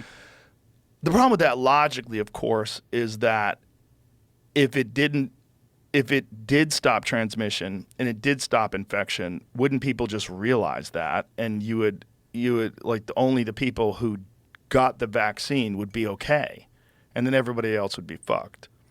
Of course, over time, we've realized that's not really the case. It doesn't stop transmission. It doesn't stop infection, and there's some very weird data that shows that the more often you are hit with these mRNA vaccines, there seems to be some correlating effects where, like the Cleveland Clinic study, which showed that the more often people were vaccinated, those people got COVID more than the people who weren't vaccinated as much or weren't vaccinated at all. But how the fuck do you know that in 2020? You don't. You know, when you're dealing with this thing in 2020 and universally, politically, especially in a blue state, in a blue city like Los Angeles, you kind of have to do that because that's your job. You have to tell people to go get vaccinated. You have to tell people to do this. And you should put, you know, if you really did think it would work, you'd put incentives in place to make sure that it does work. But then also when you know that it doesn't anymore, then you have to adjust. That's what I think it is. And the problem with that is then you have to admit you're wrong. Right. And that's terrible politically. Yeah. Because then you give your enemies fuel. And then they get to come after you. You were wrong about this and you were wrong about that, but I was right and I should be the leader. Right. Yeah, I think, you know, when that thing went down, we didn't know what was right or wrong. Nobody knew what was right or wrong. I think most people are trying to make the best guess they could, given the information that we had. But I think you're also right in the sense that once we learned that the information that we're working off of isn't right, we need to correct and be vocal. And I think that generally being more open about why we're making the decisions we are and accounting for the uncertainty is probably the answer, rather than trying to pretend we know everything in the moment when the reality is that we don't. It's just super difficult to do that and be a politician, because you're dealing with polls, you're dealing with people that they pick on every single thing that you say and try to find fault in it and try to find their own counterpoint that's more effective and more accurate. And then you also have money, right? You have the influence of the pharmaceutical drug companies that want everybody to get vaccinated. They want everybody to do it, and they want the politicians to do it. And then when your people want it too, what do? Do you stand up and say, hey, folks, I don't think we should do that? Like, that's pretty easy to do if you're in Texas, like what Governor Abbott did. He was Right. like, no, I'm not going to force people to do anything. And no, we're going to open the state back up. And I remember so many people were like, oh, my God, you're going to kill people. Right. You're opening up way too soon. This is dangerous. Turned out that wasn't the case. But if it was, Right. then, those people would be right. It was a lot of guessing, man. Tons of guessing. Tons of guessing. And Monday morning quarterbacking is so fucking easy Really to easy. do. And I do a lot of that. Yeah. I do a lot of We all Monday do. morning We all do. quarterbacking. Yeah. Yeah, the questions of homelessness too is a big one, especially addiction. That's one that I covered in this book. Addiction's the big one, right? Addiction's the big one. It's the extreme end of an ability to not get enough. Also incentives. Places like San Francisco in particular and Portland, where they actually give people, I think it's San Francisco, where they actually give people money to stay there. So these people are there and they give them, X amount of dollars a month for food and for whatever they need. And they sort of incentivize these people to not improve their lives. Yeah. I think, addiction's really interesting because for the longest time we thought about it as a moral failing. So an addict is a bad person. And now the shift, it sort of shifted around 1995 to thinking that an addict has a brain disease. And I'm not sure that that's quite right either. I think personally, after looking into this, that addiction is more of a symptom of an underlying problem, and that using the substance solves the problem in the short term, but creates a long-term problems. With everything. Over With time. gambling. With gambling, everything. with eating, Yes. that is the story of what an addiction is, right? Yes. Choosing the short-term reward that creates long-term problems and Yeah. consistently doing that over time. Yeah. I think the problem with the model we currently see it as being a brain disease is that it can deflate hope for people. So when you look at reasons why people relapse, there was a big study in New Mexico of alcoholics. It found that the number one reason for relapse was believing that addiction was a brain disease, and therefore if I have this disease and there's no known cure for it, what's the point of even putting up an effort? And those people tended to relapse at much higher rates. So I think for me, and I'll tell you, I've been sober 9 years. And for a long time, I thought it was a brain disease. And I went into this book thinking that. And I've changed my mind. And I have a ton of empathy, too, because I think that if you are addicted, and I can tell you this, nothing solves a problem like using your substance of choice in the short term. Like, it is ultimately a solution, right, for a problem. And that's how really drugs have always been. So when you look at when humans first started using psychoactive substances, they're often used as a tool, as a solution. So for example, you chew coca leaves, you get more energy, you get more focus, that helps you on a long hunt. Right. Alcohol used to, waft off of fermenting fruit. You smell alcohol in the air, you go eat that fruit, it's going to help you find the fruit, one. You're going to eat more of it because it has a low level of alcohol, and it also kills a lot of germs on the fruit. So this is the story of like every psychoactive substances, right? Right. In the past, the actual psychoactive component itself was relatively scarce, but it helped us live on. The difference is that now we've sort of concentrated the psychoactive effect and put it at scale. And I think that is really what starts to create a lot of these long-term problems because it is such a stronger substance. And it's available everywhere. Everywhere. It's available at every restaurant. Every restaurant has drugs. Yep, I'd like a glass of whiskey with my meal. exactly. You're on drugs, Exactly. whether you realize it or not. So I went to study this topic and understand it. I ended up traveling to Iraq. Now, Iraq is an interesting case study of this because they used to not have addiction, really. And a lot of that is because Saddam ruled with an iron fist. There's no drugs getting in the country. The U.S. ends up invading and, throwing him out. And because of that war, you have a lot of people who are in trauma. They have problems. The economy's in ruin. They've lived through a war. And then what happens is that Syria falls and becomes a narco state, and they start pumping out a drug called Captagon. Have you heard of this? No. So it is analogous to methamphetamine. It's a pill.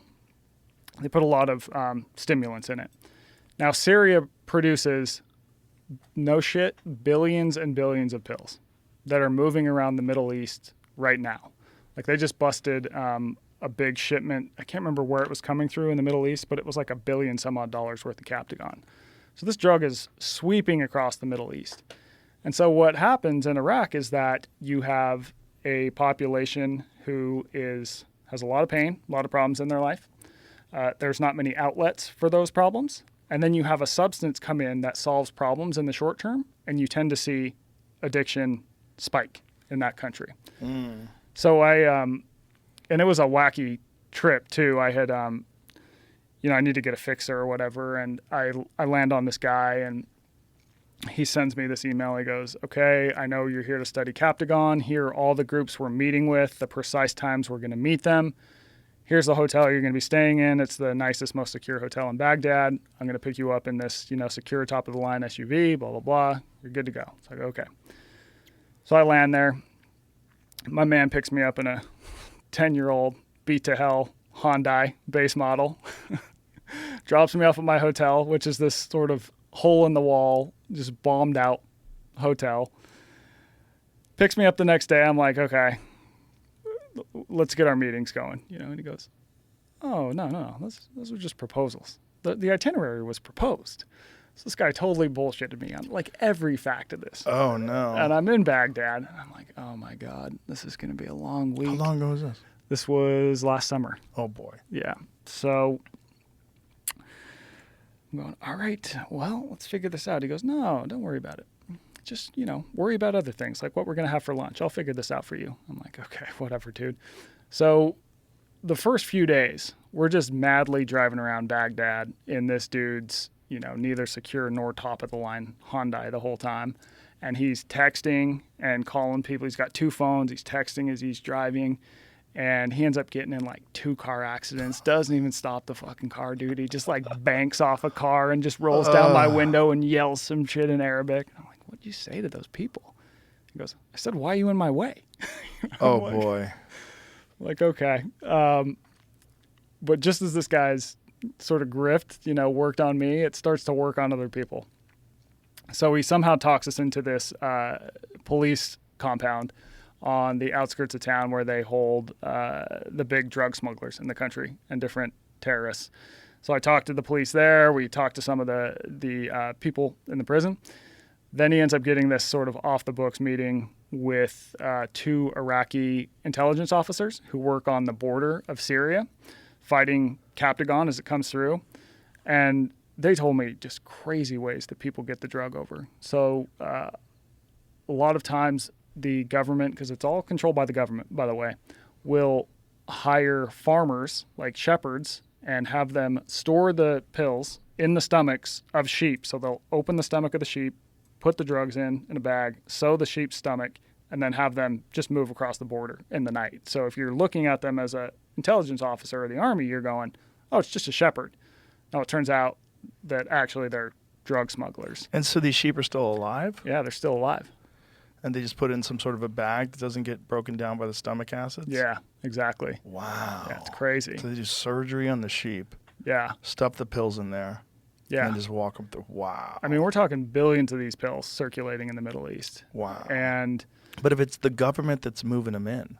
The Syrian government. Yeah. Oh. So Syria is effectively a narco state now. So most of their, they make some crazy amount more money producing Captagon than they do all their legal exports combined.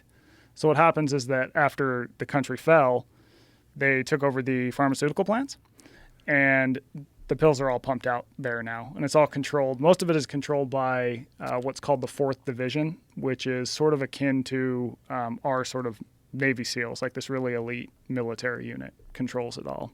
And also like Hezbollah, which is been named a terror organization, is involved in the trade too. Eventually we get this meeting with the guy who's the head of psychiatry for all of Iraq. And basically what happens is I'm in the country going, okay, like nothing is really, this guy's just piecing together these kind of meetings as we go. And I track down a guy who's a journalist in the country, and I kind of tell him my situation. And he goes, call this guy. So my fixer calls the head of psychiatry, and the guy tells him immediately, just text me, whatever. So, okay. He starts texting with him, and my fixer starts smiling and goes, he'll take a meeting, but he thinks I'm another person with the same name, but he'll take the meeting. I'm like, wait, so he thinks we're someone else and we're going to this meeting? And my fixer's like, yeah. I'm like, I don't know, man. He goes, listen, he'll talk. He will talk. So we go to this damn meeting, and, we come in and the guy's kind of looking at us like, you're not who I expected.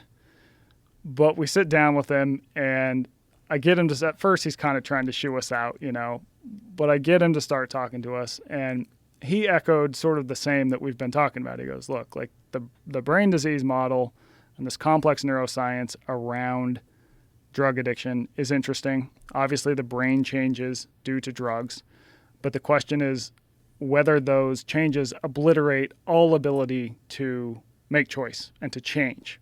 Because that's sort of what the government of the U.S. sort of claims. When you look at NIDA's website, it's all on the brain disease model. It says that drug addiction is this recurring disease. Basically, if you have it, you're going to relapse, et cetera, et cetera. And he really talked about how it is a confluence of a population who's in pain, no way to get out of the pain, and a substance that solves the problem in the short term. So people who are addicted to drugs, they're making a very rational decision to use those drugs because it is solving a problem, right? If you are a addicted person and heroin solves your problem or having a drink solves your issues you face, well, you're making a rational decision. But the problem is that the problems are piling up in the long term. Yeah. Interesting. So what was your addiction? Alcohol. Yep. So I haven't drank for 9 years. And you just found yourself like wanting a drink to solve problems, to escape. Yeah, it was escape. I've had to think about that a lot, especially as I wrote the chapter. And I think, you see a lot of different stuff for why do people have an addiction. And I think the reality is that there's not just one reason. There's a lot of reasons out there. Different people use for different reasons to access. For me, so for example, I can't remember, there's one thinker out there who basically says the opposite of addiction is connection, that people who are addicted don't have social connections. And I can tell you for me, that wasn't true at all. I had plenty of friends. I felt connected. I found that for me, at the time, I was working this job that was rather boring. I had a lot of sort of bound up energy, and I like new sort of extreme experiences. And I could find that through alcohol. So if I drank, I could be wild and free in a world that is increasingly orderly and sanitary, right? It's like I'm going to be on my game all the time, but the moment I start drinking, it's a game. Like, the world opens up. Yeah. And I can be who I want to be and sort of really let loose, and who the hell knows what's going to happen tonight. That's the comedian lifestyle. That's it. That's interesting. Yeah, a lot of comedians get addicted to alcohol. Yeah. Yeah. Because obviously you're in a bar almost every night. Mm-hmm. And a lot of guys like a drink or two before they go on stage. And then afterwards, hey, let's meet down at the bar. And then people are handing out shots. And then, you're at some fucking dingy hole in the wall at 2 o'clock in the morning laughing and having a good time. And then, it's this constant cycle. And you think you need that to enjoy yourself. Exactly. Yeah. And so for me, I think getting sober, it was, one, I had to realize that it wasn't going to be easy. It's not going to be easy no matter who you are. But it is necessary. I mean, I really do think that I would have died early had I not gotten sober. I mean, it was, pretty bad at times. And so I have a lot of empathy for people who are addicted, because I understand that, there's this great, in Dante's Inferno, the book, he describes Satan as living in a world of cold and ice. So hell, as he pictures it, is cold and ice. And now Satan is in hell, which is cold, and he's stuck up to ice to his waist. And in order to do anything in his life, he's always had to flap his wings. That's how he gets places. But he doesn't realize that as he's stuck, by flapping his wings, the ice is just getting colder and colder and colder and getting him more stuck. And that's what addiction is like. So you've done this thing. It worked for you for a very long time, improved your life, and then it started causing you problems. But it is still this behavior you've learned that has the potential to solve all your problems. And you still think that it's going to do the thing that's going to improve your life. But the problem is you can't see that because it's like, that's just what you've always done. But what about the genetic component? Because there are people that seem to be more genetically predisposed to alcoholism. Yeah, I think there definitely is a genetic component to a point. It's kind of like with food, right? Right. Genetics loads the gun, and then your environment pulls the trigger. So I think both of my parents, for example, are. My mom has been in recovery for a long time. My dad, I don't know. I've met him maybe one time, and why? I can only assume it's because he didn't get sober. And so I think that's part of it. But then also you go, okay, well, there's the genetic component, but also, growing up in a single parent household. And my mom had to travel for work a lot. So there's a lot of things underlying the surface, and you go, why is it that? And I don't think this is just for people who have a drinking or drug problem. I think there's a lot of things. It's like, why is the thing that makes you feel like that's it? That like solves my problems. I feel better right now. Like, why is it the thing that it is? For some people, it's food. Yeah. For some people, it's gambling. Yeah. For some people, it's literally getting super hooked on working really hard, just being a workaholic. For others, it could even be a behavior that society doesn't reject, like exercise. Right. It becomes an escape from problems and a way to deal with life. Hold that thought. I got to pee. Yeah, We'll be no right problem. back. And we're back. Much better. Yeah. This is the thing. You can't concentrate when you have to pee. You're sitting there going, I can't get the words out. Hey, man, I don't even know what I just said the last 30 minutes. We were talking about alcoholism and drug addiction and whether or not it's a mental disease and this crazy drug in Iraq. Yeah. Yeah, I think it's wild that I've never even heard of that before. the amount of Captagon, is that what you said? Captagon. Captagon? The amount What's of pills circulating in the Middle East. Yeah, is that what it looks like? Do they have any of the images of it coming out of sheep guts? I look for that. I mean, I want to See, see that. smuggle it lots of different ways, apparently. Yeah, it's got this. Okay, so you see the photo that we're on there? It's got those two crescent moons. Mm-hmm. They all tend to have that on them, and it's just a mix of. So it started in the 60s as a legal pharmaceutical drug, and I think they banned it in the 70s, or it might have been that. Yeah, I think mid 70s, because it worked too well. People were getting hooked on it, and it was, yeah. And then what had happened is that enough people, especially in the Middle East, were using it as a pharmaceutical that some drug gangs came in and started making it themselves. And now it's just slowly transitioned where Syria runs it all. The wild one in America that's legal is Adderall. Yeah, so we have billions of pills circulating as well. I know so many people that use Adderall. They use Adderall for productivity. They use Adderall as a journalist. It helps them write. They use Adderall to function. Yeah. I know a lot of people that take that stuff. And we Googled it once. What's the number, Jamie? What was it, like 39 million prescriptions a year? I've heard 1 in 8 people are on some sort of attention-enhancing stimulant. Woo! Well, we are. We're on coffee. Yeah, exactly. I mean, we can't be hypocrites. We're on coffee, and Totally. I've got a Zyn in my mouth. That goes back is like people. Yeah, I'm a liar. People. I'm a fucking fraud. I'm over here enhanced. And Yep. plus I smoke pot. Well, that's not. But it is a little bit. Whopping 41.4 million Adderall prescriptions were dispensed in the U.S. in 2021, up more than 10% from 2020. And what is 2023? Does it keep going? Yeah, so I think one of the real big issue that we're facing is I don't know necessarily if addiction is climbing or not. What I do know is that our drugs are stronger and cheaper than ever. And many of them have stuff added to them that makes them much more dangerous. So you see the overdose death rate go up significantly as fentanyl starts to get added to different drugs. Right. But that, you know, I had this conversation recently with Alex Berenson, and we were discussing whether or not drugs should be legal, right? Because if drugs were legal, then you could get pure cocaine and pure heroin. You wouldn't have to worry about it being, you know, laced with fentanyl. Maybe less people would die. But then we both agreed that that would, at least for a while, create a new problem where many more people would use it because it's legal. And how many more of those people would get addicted that wouldn't have gotten addicted because they wouldn't have bought it illegally? Right.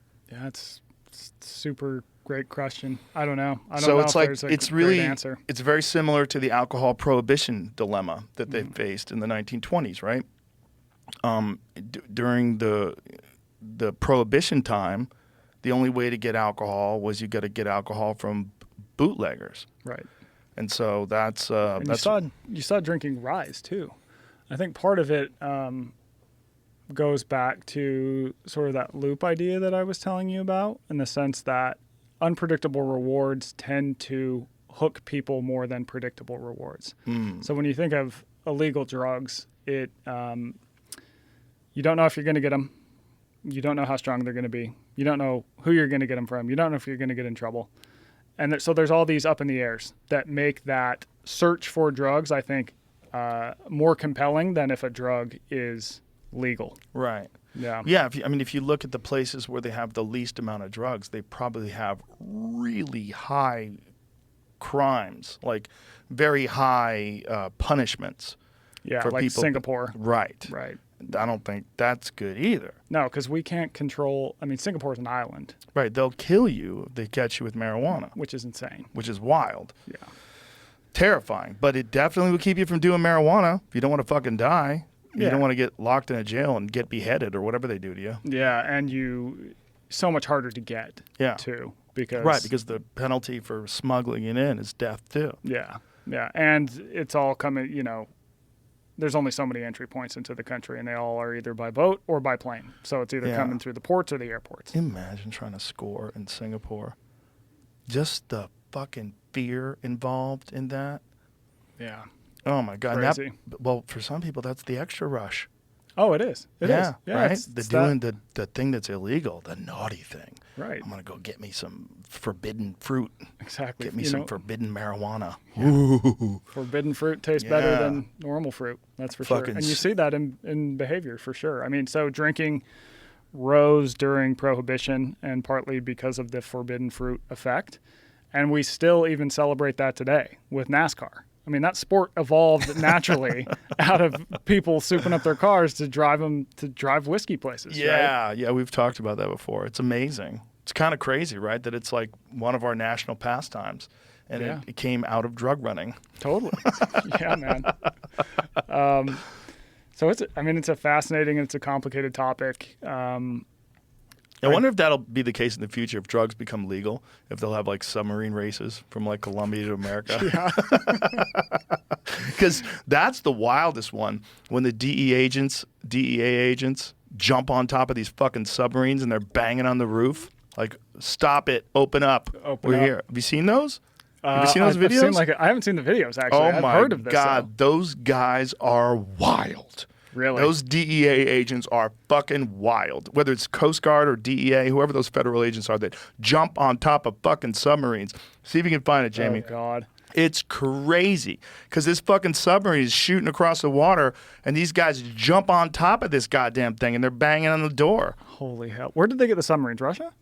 Good question. Probably. Like, where do you buy a submarine? Like, if you and I go, okay, we're going to get a submarine, like, who the hell do we call? Here it is. Look at this. This fucking dude is, look at this, banging Holy on top of the hell. door. Open up, bitch. On a submarine. Wow. Jumping on top of a fucking submarine. Drug submarine bust. 12,000 pounds of cocaine seized. Jeez. Woo! Think of how big of an industry that is. Yeah.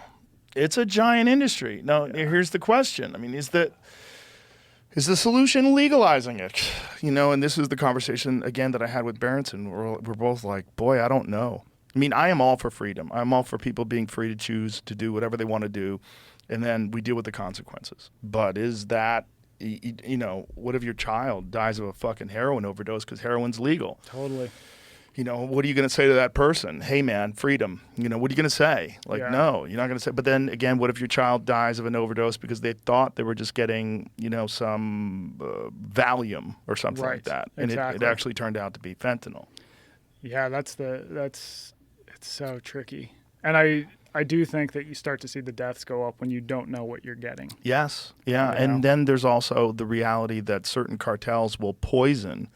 They would literally do that to put other cartels out of business. Right.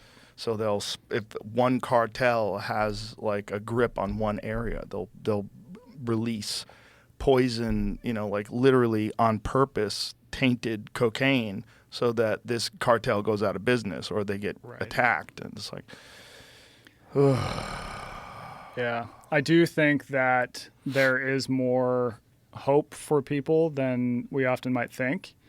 An interesting stat that I read is that 1 in 10 Americans report having gotten over a substance abuse issue in their lifetime. 50% of them got over it on their own. So what tends to happen in a lot of the big government studies where the numbers are very dire once you're hooked on a substance, it's very, very hard to quit. They tend to look at some of the worst cases, not some of the more, average cases. And in those more average cases, the odds of recovery are a lot higher. And I think a lot of it has to do with a lot of times we age out. As simple and strange as that sounds, you tend to see addiction spike in people who are about 15 to 25. And that's because of the way the brain is changing during that time.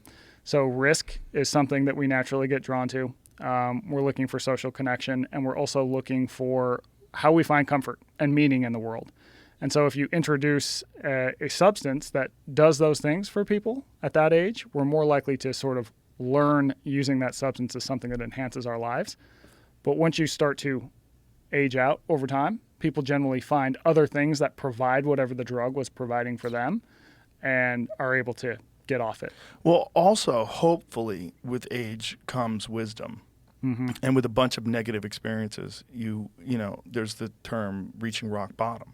And that's with a lot of addicts. They have to hit the bottom where they go, I have to fucking do something. Yeah. I mean, we've all known people that, you go, hey, man, you got to stop drinking. And they don't want to do it. And no matter if you drag them to a rehab, they'll start drinking when they get out. Right.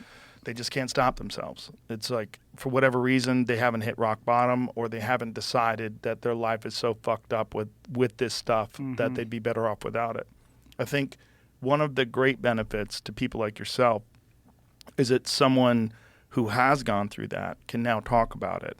And they go, oh, well, look at this. Michael Easter is a very smart guy. Like, how did he get? Okay, he's just like me, and he did it. I can do it too. He's smart. He's not some fool.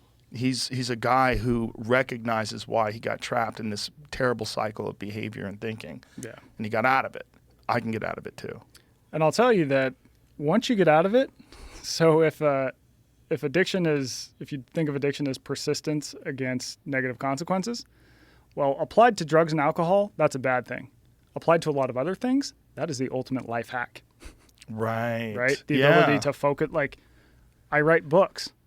Writing a book is a lot of sitting in an office in the dark very early and having to wade through studies, having to figure out how do I put together this narrative. It is oftentimes frustrating as hell. There's a lot of negative short-term consequences, but you could almost argue, and I've thought about this a lot, that my persistence against negative consequences with drinking has carried over into this other part of my life where it is actually creating long-term benefits. So that's a message that I like to tell people too. It's like, if you can get over this, you can apply your crazy brain, your crazy behaviors to something that'll enhance your life, and that makes you pretty damn unstoppable. Unfortunately, the opposite exists as well, particularly with athletes.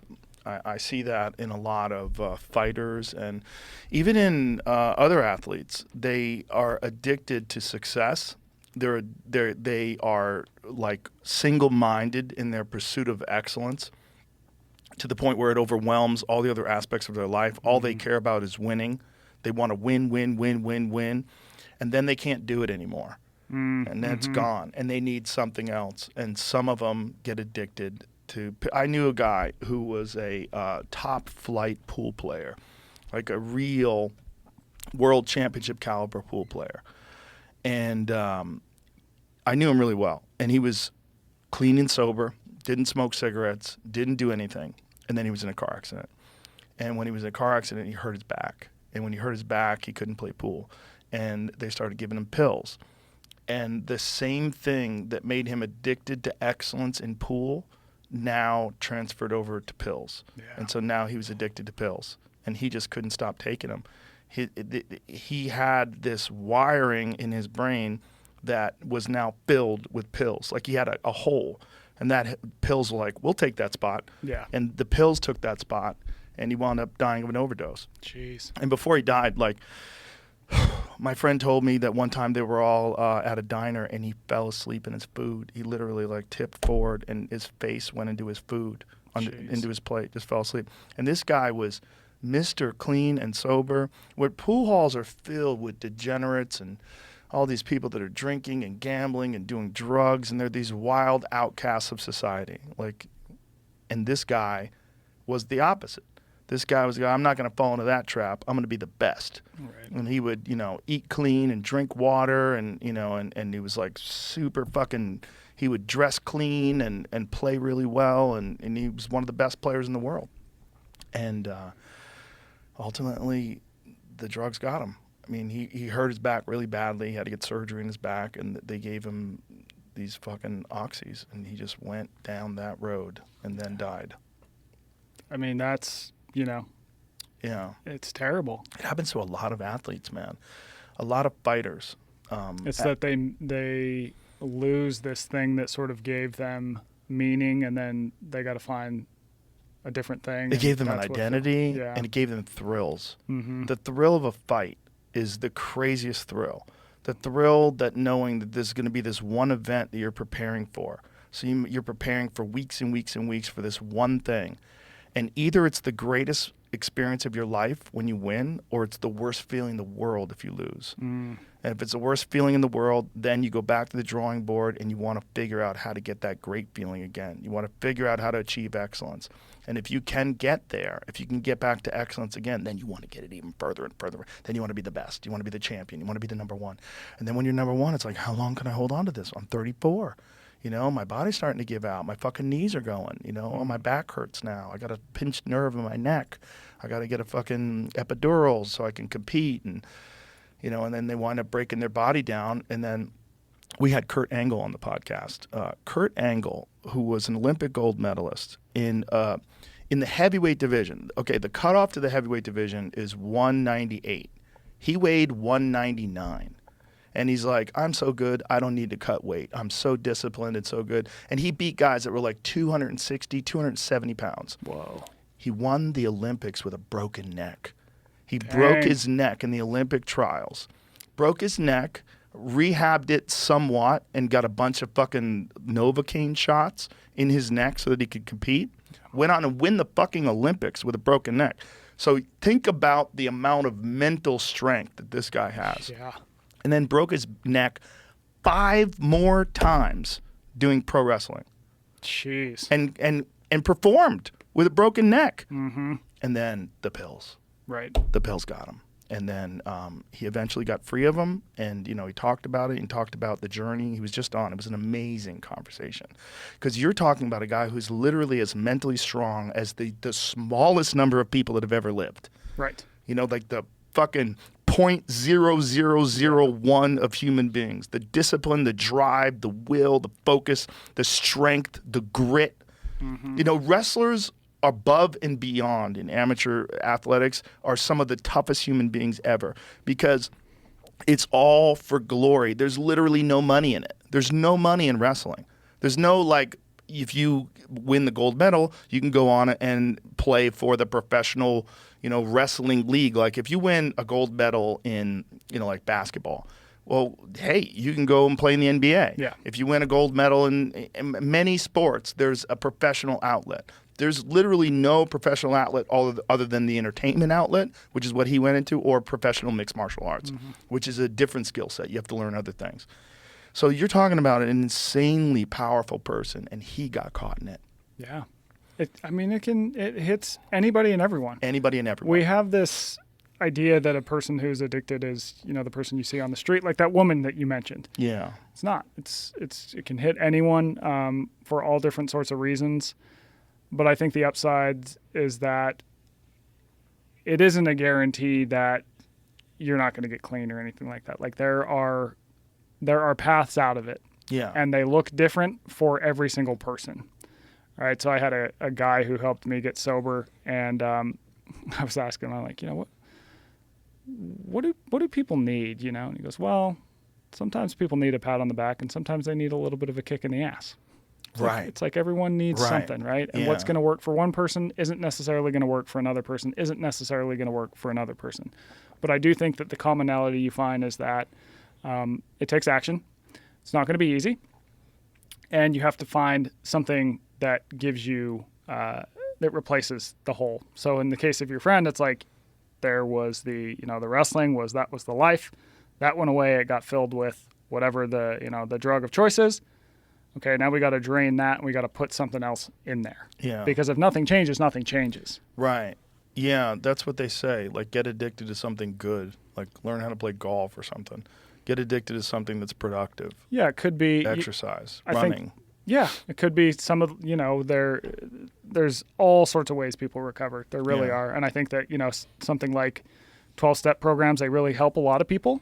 They're not for everyone though, and so if you're a person who's suffering and that just didn't seem to work for you, I would suggest try something else. How'd you do it? I went through a program of people who were like-minded and helped me deal with my underlying issues and sort of gave me counseling, and I think that helped me start to peel the layers. It's not something I'm super active in now, but a lot of it did come down to figuring out, okay, well, why am I doing this thing in the first place? How have I replaced it? Whatever I was chasing, can I get that in a different kind of chase? Yeah.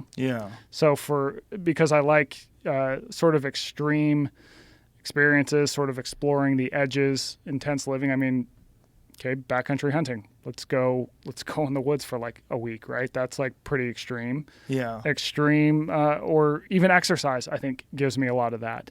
A lot of the travels I do, there's a reason that I could have gone and investigated drugs in, say, Ohio.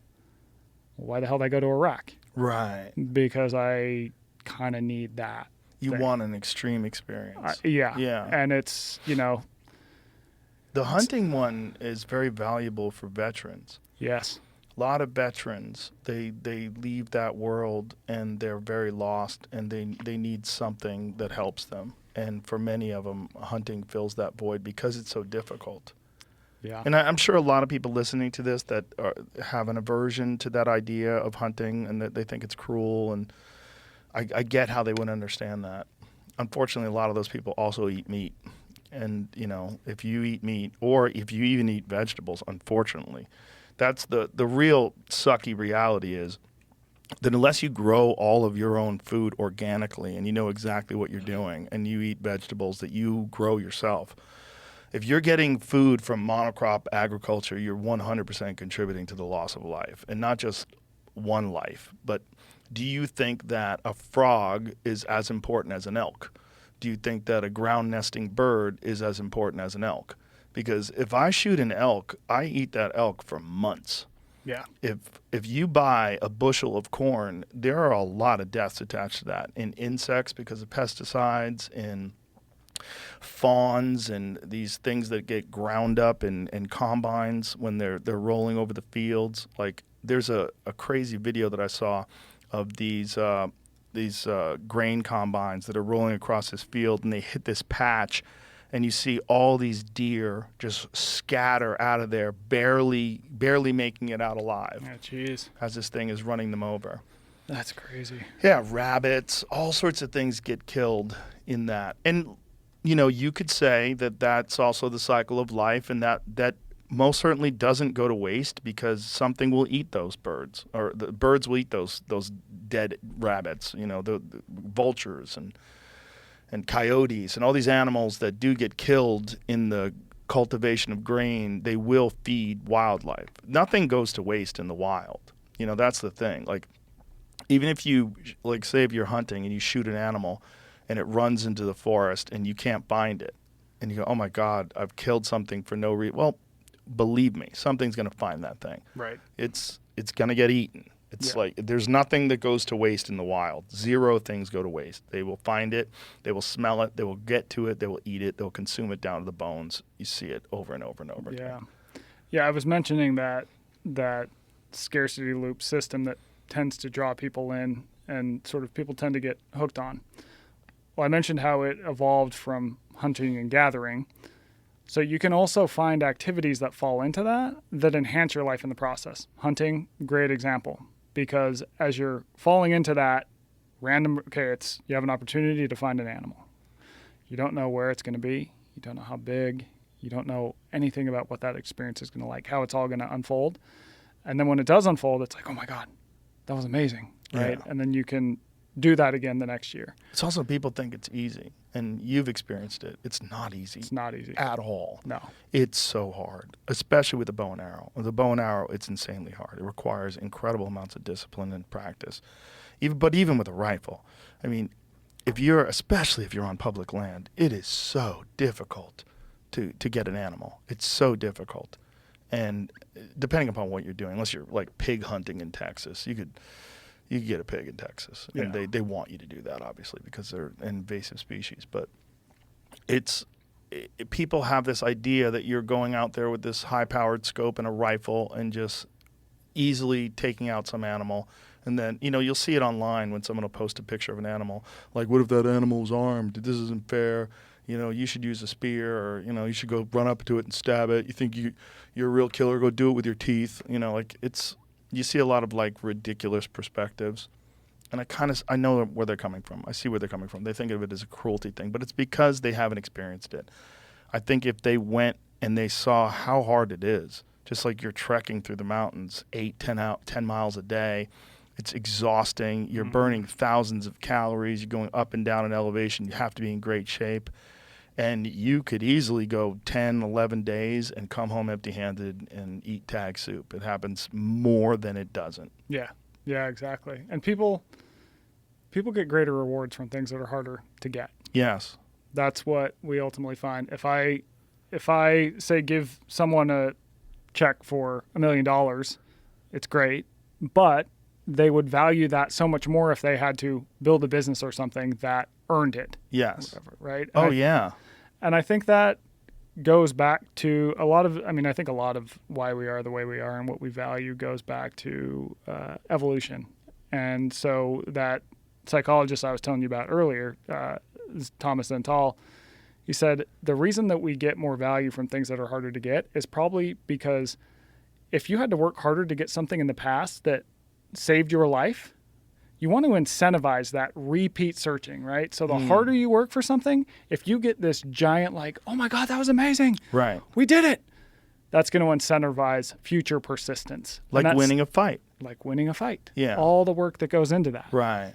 Yeah. And so I think realizing that improvement and finding things that you truly value and mean something to you are ultimately going to be a challenge. And this applies to marriage. This applies to, I'm sure, raising kids. I can't imagine that's easy. It applies to all these different things that are an important part of being a human today, knowing that, a lot of times the process is the reward. And the harder the process, probably the bigger reward for you internally. Yeah. I mean, that's that cliche. It's all about the journey.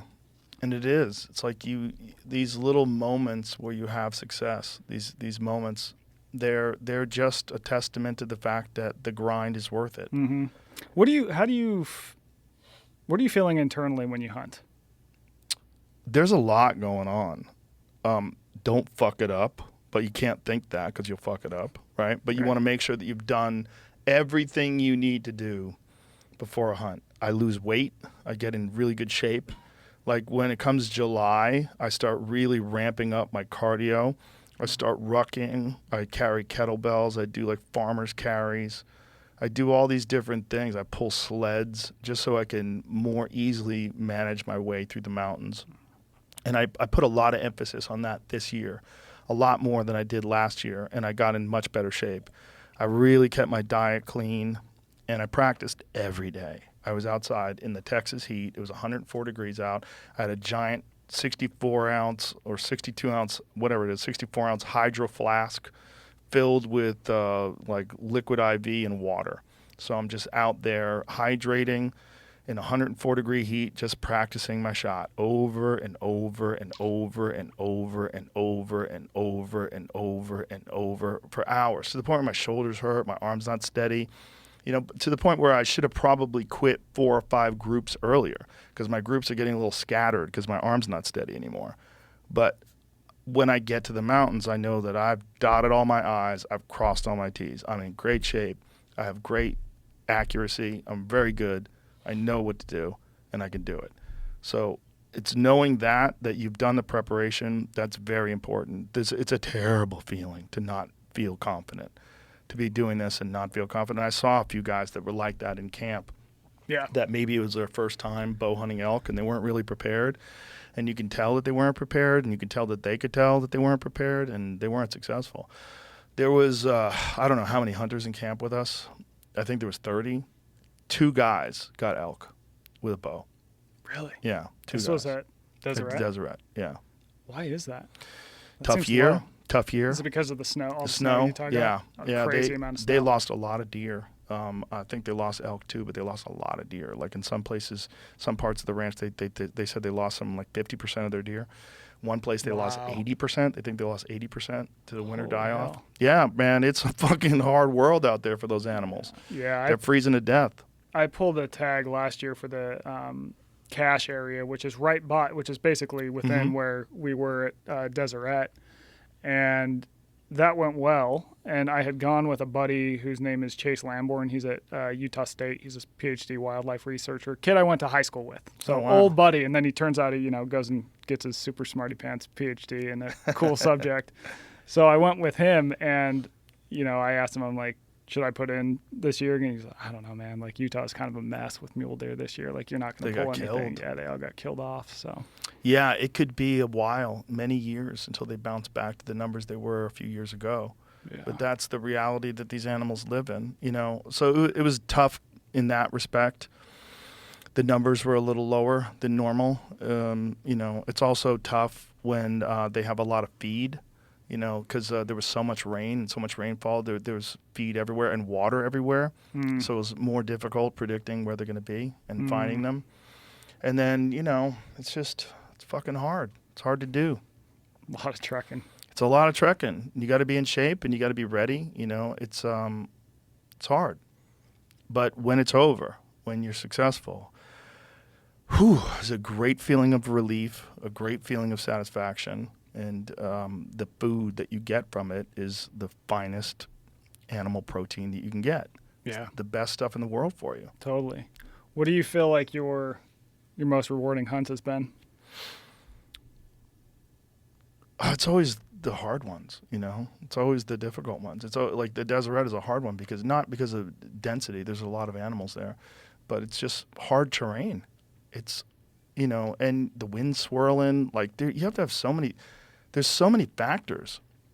I mean, there's so many times you're getting close, and then you feel the wind at the back of your neck, and you're like, "Fuck."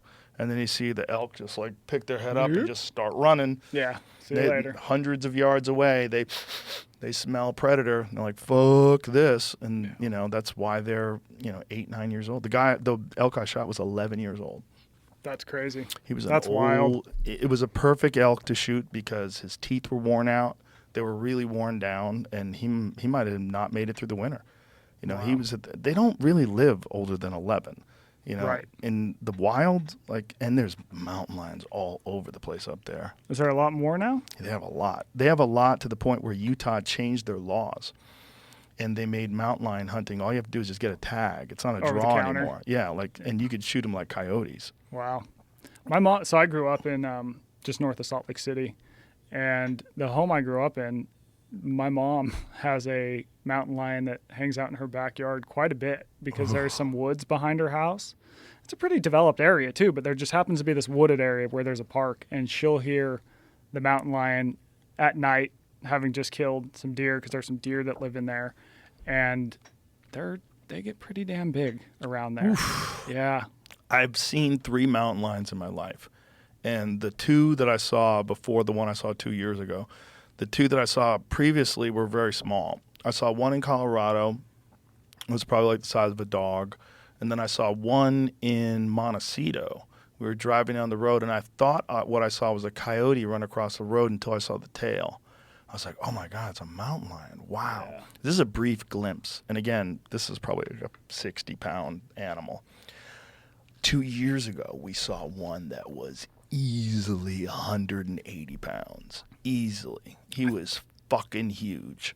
I think that was the hunt that I was on too. Was it? Yeah, because I remember you coming back and being That's like, right. "Oh my God, dude, we just saw," and your eyes are just saucer-eyed. I was so scared, and I was in a truck. You're in a That truck. was the crazy thing. We were driving down this road, and it was at dusk. And as we were driving down this road, my friend Colton saw these eyes under this tree, and he hits the brakes. Goes, "Look at the size of that fucking cat." And we looked, and this thing had a pumpkin head, like this big old muscular head. You know, like a Rottweiler has, where they have these big muscles on the side of their head. Bumps all over it. And these massive forearms, man. His forearms were jacked. fucking huge, and it was just like crouched underneath this tree staring at us, 30 yards away. Crazy. And I'm in the truck, so I pulled out my binoculars. So I'm looking at him through 10-power binoculars, and I'm seeing his whole face. Whoa. I'm looking in his eyes. I'm seeing his body, and I'm like, what do you do if you zig when you should have zagged and you run into that thing? Like, holy shit, was it big? Yeah, you just say, well, there are worse ways to die. I I guess I'll take this one. Yeah, unless you have a pistol on you. But it was eye-opening because even the pit. Sorry to change the topic, but even the pistol thing is, I mean, that inserts its own form of danger. Like I heard, there was a guy last year in Wyoming who got mauled by a grizzly, and he pulled out, the Glock 10 millimeter. He just opened up the clip, and he ended up shooting himself in the ankle. A friend of a friend. Panic. Ends up. The bear ended up dying. walked off, dies. Oh. But he shoots himself in the ankle. It just blows his ankle big round. And then they had to do 10 miles on horses to get the guy to a place where they could life flight him to get reception. Boy. And they life flight him. So this was in Wyoming. They life flight him to University of Utah Hospital, and they end up saving the foot. Oh. But in the process, you paid for that one. Yeah, well, that's a panic moment, right? And you don't even know what panic is until you see a fucking grizzly bear. Yeah.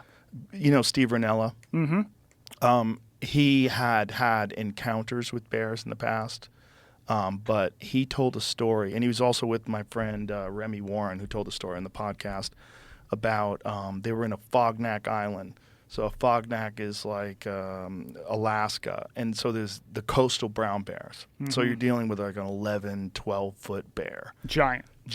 Right, because they just eat salmon all day. It's exactly. all fatty. And they eat elk because they're on this island hunting elk. Whoa. So he shot an elk, and they're in this insanely dense area where it's very, very difficult to pack out. So they hang the elk in a tree.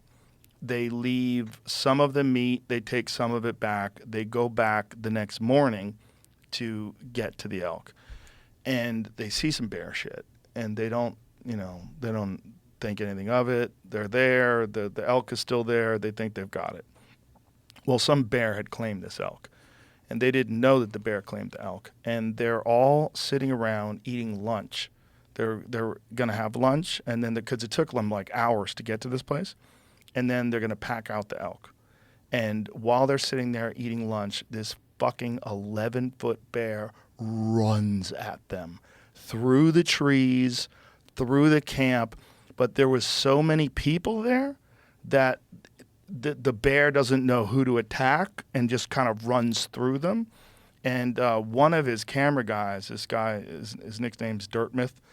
Dirtmouth winds up on the bear's back, The bear, like, literally plows through these people, and he's on this thing's back for like 10 yards as it's running, and then he falls off. My other friend, Giannis, hits it with a trekking stick in the face as it passes him, and he said it was literally a foot from his face. This fucking gnashing, enormous mouth, this maw that would be instant death. And he said, all your ideas of what you would do in that circumstances, they're all out the window. Your reptilian brain completely takes over. And this is a guy in Steve Ranella that is as experienced a woodsman as you will ever find. Yeah. He's also a brilliant guy. He's very smart, and he can articulate the experience in a way that not that many people can. And the way he described it was absolutely horrific. Just horrific. Like, you don't have any idea what that would be like until you encounter it. And then when you encounter it, you don't ever want to see that again. Yeah, that's crazy. Those things are so giant. So giant. Yeah. You don't even understand what it means until you're around them and they're running, because they can run like a fucking quarterback. Did Or they, a linebacker, or like a cornerback, I should say. They run fucking fast, is what I'm trying to say. Did they hear it before did they just hear this coming through the... I think they heard some noise in the woods, and they turned, and it was just running There. straight towards them. Literally like a bus. Just a That's bus. crazy. Like a Volkswagen bus with teeth. Just running at you. Fuck, man. So that's something that's literally 10 times the size of that cat that I saw. Oh, I'm yeah. shitting my pants looking at this cat through a window 30 yards away in a truck where I'm kind of protected. And they, encountered this thing that ran through their camp. Yeah. Well, they're going to remember that forever. They'll remember that forever. Absolutely. Yeah, it's, there's just the reality of nature and the wild. People that don't experience it, like someone was telling me this today, I need to know if this is true, that in British Columbia, you can't even shoot a bear in self-defense. Really? Yeah, well, they outlawed grizzly bear hunting, Mm-hmm. which is crazy, because the problem with a place like British Columbia is that the voting population all exists in urban areas, right? So you have all your people from Vancouver. It's a beautiful city, and it's the kind of people that live there are urban people, right? They don't have any experience with wildlife for the most part, unless they regularly go out there. So they don't even know what they're voting on. And this bill comes across like, should we outlaw grizzly bear hunting? Like, well, no one's hunting a grizzly bear to feed their family. That's ridiculous. Like, we should outlaw that. So they outlaw it. Well, my friend Mike, who runs a guide service in northern BC, he experienced he had to shoot a fucking grizzly bear from like 3 feet away from a cabin door. So this thing Really? was trying to break into a cabin, and he had to shoot it like as it was coming to the cabin door. Like, these are terrifying animals. Yeah, they'll break into houses easy Yeah, all the time. terrifying. And there's also wolves up there, like packs of wolves that'll take out a horse every now and then. So you hear some crazy noise, you look out the window, and there's a pack of wolves mauling one of your horses. The wild that those people exist in, it is so alien to anyone that lives in an urban environment that they pass these laws and they don't even know what they're voting on. They don't understand. Right. They should literally be forced to go out there and camp in the wilderness and encounter grizzlies and understand the population. There's a lot of them. It's not a small number. They're not endangered by any stretch of the imagination. Grizzly bears are thriving up there. Yeah. And when you're not hunting them, now they're not afraid of people anymore. So at least when they were hunted, they'd smell people and they go, oh, I equate the smell of people to someone hunting me. I'm going to get out of here. Now they don't avoid people at all. In fact, they say they come to gunfire because they hear gunfire and they think it's a downed deer, and they go to steal that deer from the hunter. Yeah. So they hear a gun and they run towards where the gun is going To off. the gunfire. Well, and so the whole point of the vote is that people perceive that they're limiting suffering. Yes. Right. But once you get populations big enough, then you start to have problems with how much food they can access. There's going to be infighting between them. So Yes. you're going to get suffering on the back end. And then they go into ranchers and they start attacking cattle, and it becomes a giant. As soon as they're not threatened by people at all, they become very fucking dangerous. Yeah. See if that's true. You can't you can't shoot them even in self-defense. I can't find anything that says that. I found a case where a guy claimed self-defense, but the judge said that didn't sound like self-defense because he went back inside to grab his arrows. Oh. That's the only thing I could find that was even close to it. I'm looking harder, but I can't find anything. That could still be self-defense. Because you go back inside to grab it. If you have to get out and it's there, and now you have arrows on you. It's kind of like what's happened on Maui with the axis deer, right? There's just so damn many. Yeah, except they're not dangerous. Yeah, yeah, exactly. And you can eat them.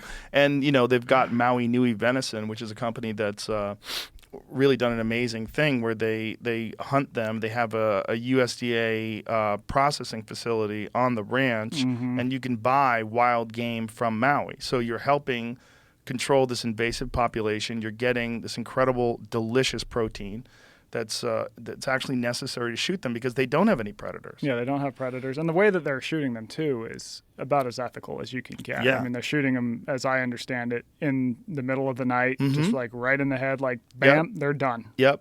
It's a cool very, operation. they're using, and they process it, like I said, with the USDA facility. So that you're getting, it's all clean and safe and it's all done correctly and sanitarily, and you can get the best protein that you can get, and it helps them because like Lanai is crazy. When we were in Lanai has 3,000 people, this gorgeous island, and it has 30,000 deer, and you can't imagine the numbers. When we drove at nighttime.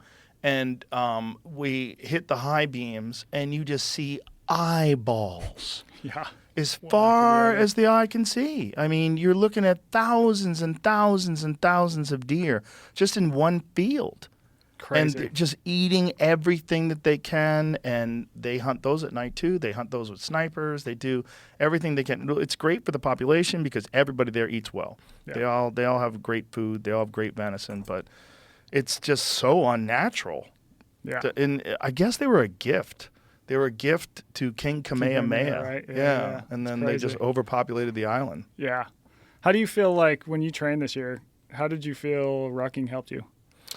Well, anything where you're carrying weight and you're going, like one of the things that I did quite a bit is 30% incline on I have a really good treadmill. There's a 30% incline.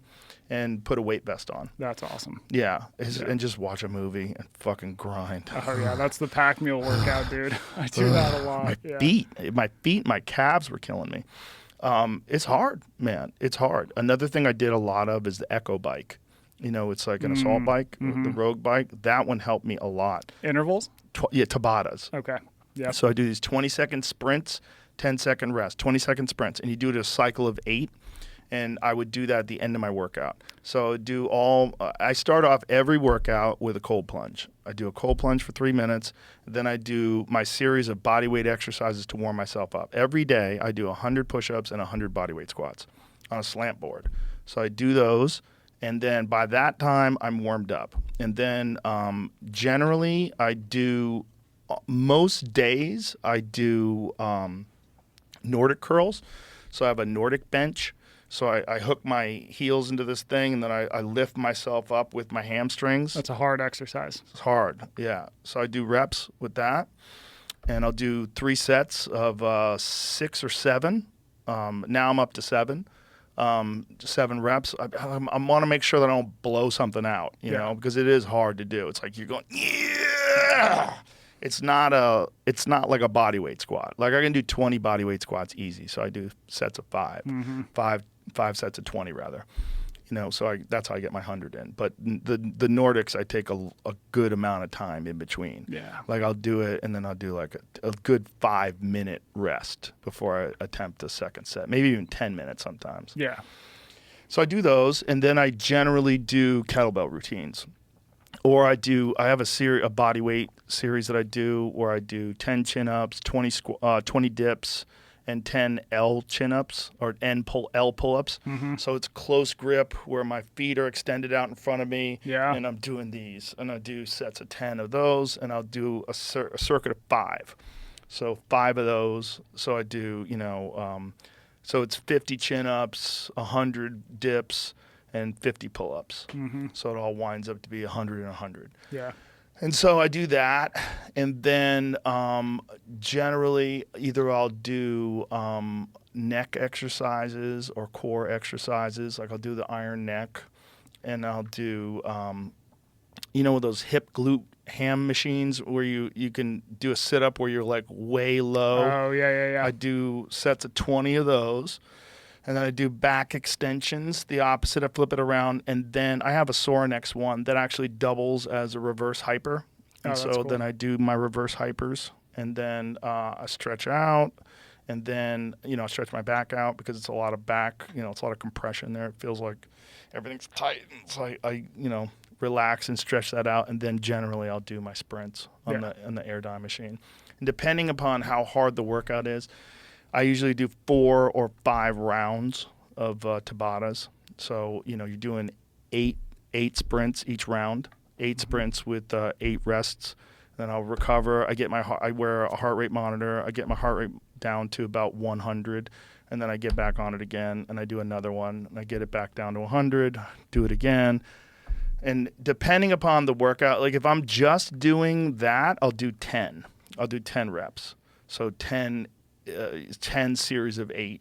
Yeah. But if I'm doing all that other stuff first, I'm so beat up by the time I get to that I'll do 4, or maybe I'll push myself to do 5, and then I immediately go into the sauna.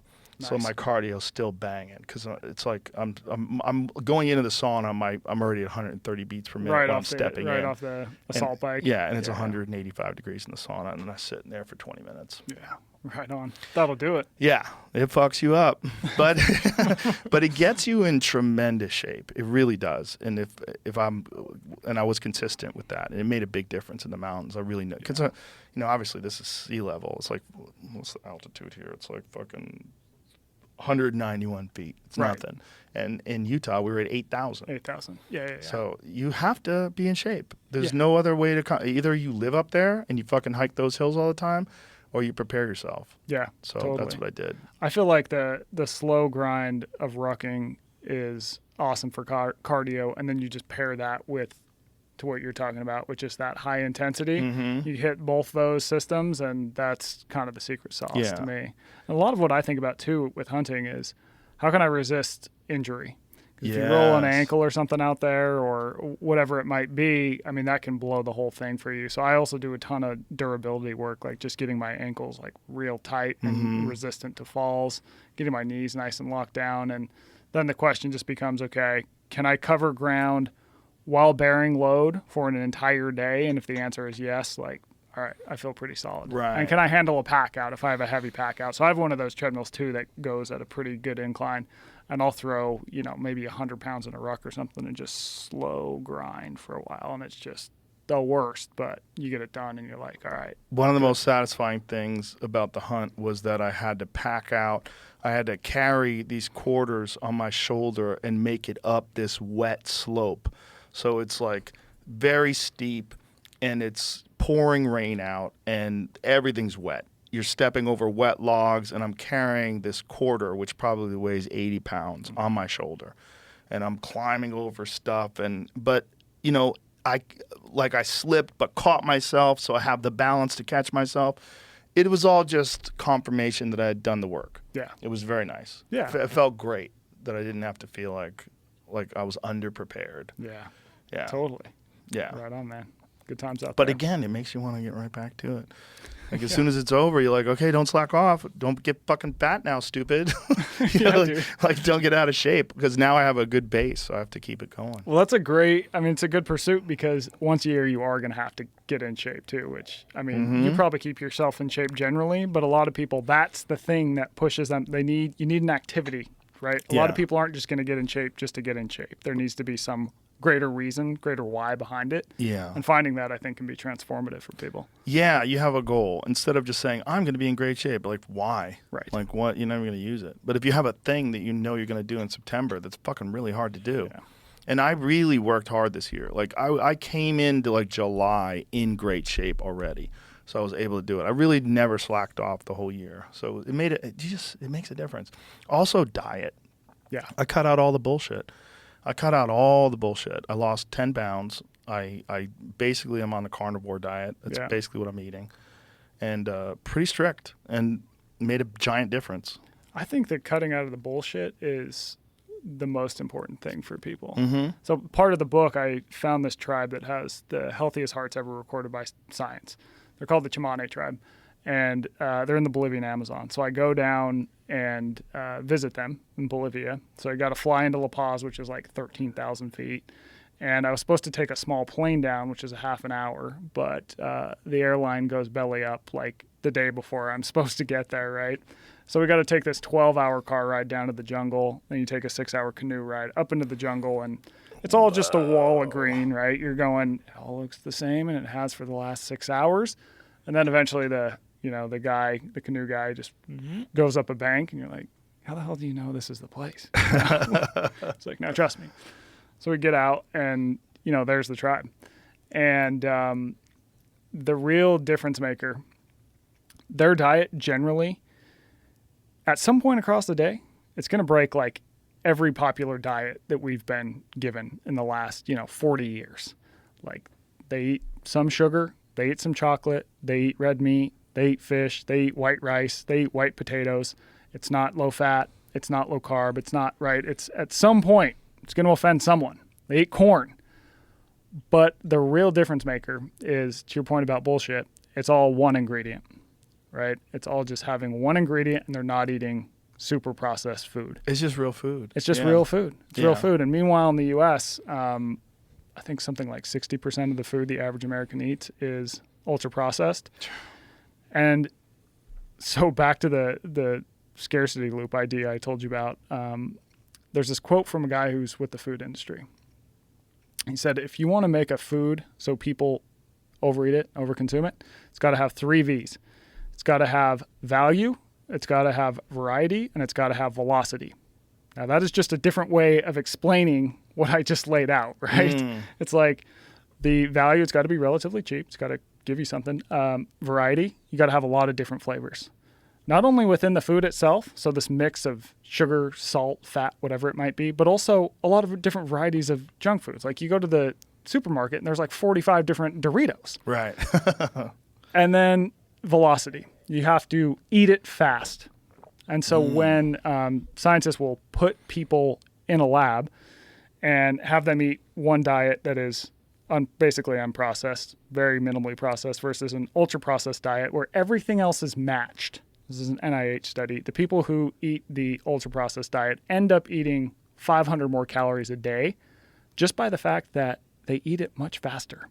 Yeah. And you don't get those natural breaks that you would with natural food that are telling you, oh, okay, you're full, because it's taking up more room in your stomach. I mean, think of a boiled potato versus potato chips. 1 ounce of a boiled potato might be 50 calories, vitamins, minerals, whatever.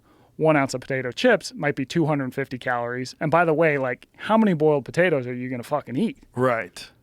I'll tell you how many potato chips I could eat, and the answer is quite alarming, right? Yeah, you bags. can eat a ton of them. Yeah, I can keep going. I'll open up a second bag of Pringles. Yeah, dude. Or the box of Pringles, or like Ruffles. Yeah. Oh, I love those. So good. Yeah. So I think salt and vinegar ones. Yeah, Ooh. exactly. Yeah, those are the ones that get you.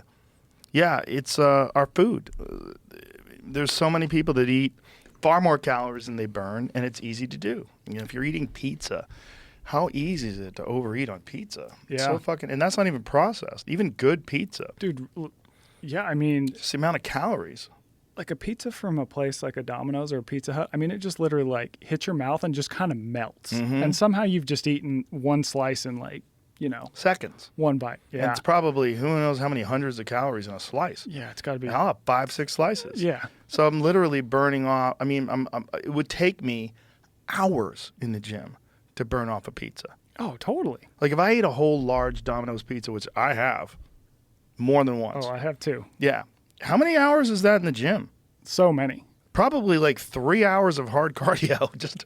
And you're not going to do that. And I don't think people realize just how many calories things have. Like, okay, this morning, before the show, I go get a coffee or whatever, and I get a black coffee, but people's orders are coming out, and it's like, all right, I got a pumpkin chino, cinnamon bun, frozen frap, extra whip for so-and-so, large. And you're looking at that going like, that's probably 900 calories. Yeah. Maybe, Yeah. and that's like The start of their day. in addition, and that's not breakfast, right? That's like the coffee. That's a nice coffee. I'm just going to get a Starbucks. Yeah. Just going to get a That's what they nice say. little I'll get a Starbucks. Starbucks. Yeah. I mean, it's a fucking milkshake.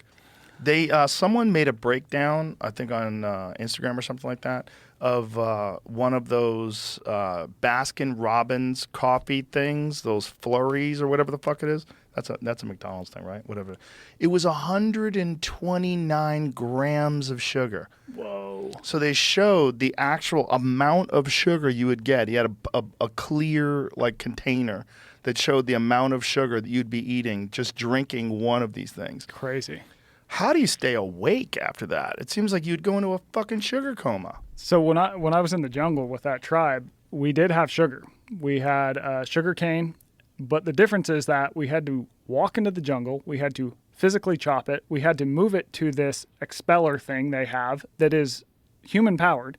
So you put the cane in between these two wood pole things, and then you have to push this thing around, and it shoves the cane through that, and it juices it. And so by the time you've done all that work, like you've burned quite a few calories. And by the way, you're not getting 129 grams from a thing of sugar, right? And so I think it just goes back for the average person that we don't move enough, so we can't buffer the sugar. Right, diabetes could just be that you are, it's too much couch rather than too much of anything else. And it's also just so easy to eat food today and take in a lot of calories in one bite because just as, I mentioned in the beginning, we got this casino lab figuring out what leads people to gamble more. We've got tons of labs across the country going, how do we make super delicious, hyper palatable food that people will eat more of? Yeah. Now, I don't fault these this people. is the guy. So it's Dunkin' Donuts. That's what it is, not Baskin Robbins. Has 185 grams of sugar. Oh, 185. Whoa. Sorry. It's this much. It's Look at that. Damn. 46 teaspoons of sugar. To give you another perspective, the amount of sugar in there is equal to 14 glazed donuts. Dude. It's like that. And how many people throw those things down every day? That's the ultimate calorie delivery vehicle Dunkin' right Donuts. there. I didn't know it was a Dunkin' Donuts thing. Dang. Whew. Yeah. Yeah, we eat too much sugar. We eat too much processed bullshit. And if you don't do that, the interesting thing about the carnivore diet is you can't overeat. I mean, you could, I guess. I can't. I get satisfied pretty quickly. Yeah. One, 16-ounce steak or an 18-ounce steak, and I'm done. But if that 16-ounce steak was sitting next to a bowl of pasta, I would eat the pasta too.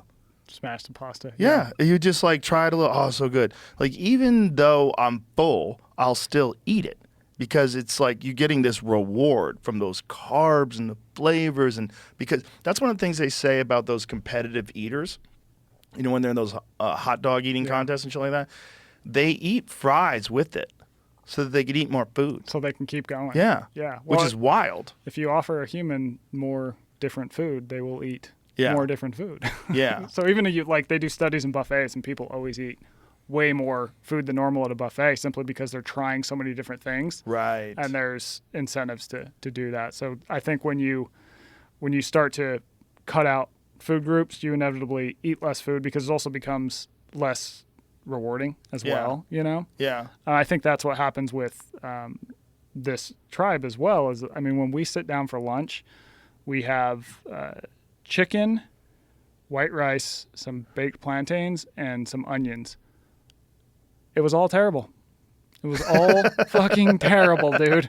Just bland subsistence food. Bland as hell. The chicken, so the chicken was probably, I don't know, like a 3-pound chicken or something. Now today in the U.S., our chickens are giant. Giant. Right? And so this meat is just really like stringy and chewy. Tough. And I'm going, thank you. Yeah, Just it's a going, wild "Holy chicken shit." probably. Yeah, Yeah. it's a wild chicken. And so we just don't, we've enhanced the flavor of our food to such a degree that we're inevitably going to eat more of it, which, don't get me wrong, this is a good problem to have in the grand scheme of time and space. It's better than starvation. Better than starvation. So people will be like, the modern food system is the worst thing ever. And it's like, well, compared to what? Right. Compared to 200 years ago, no. Very few people are starving to death in America. Exactly. If they are, and at all. I don't know what the numbers are, but Yeah.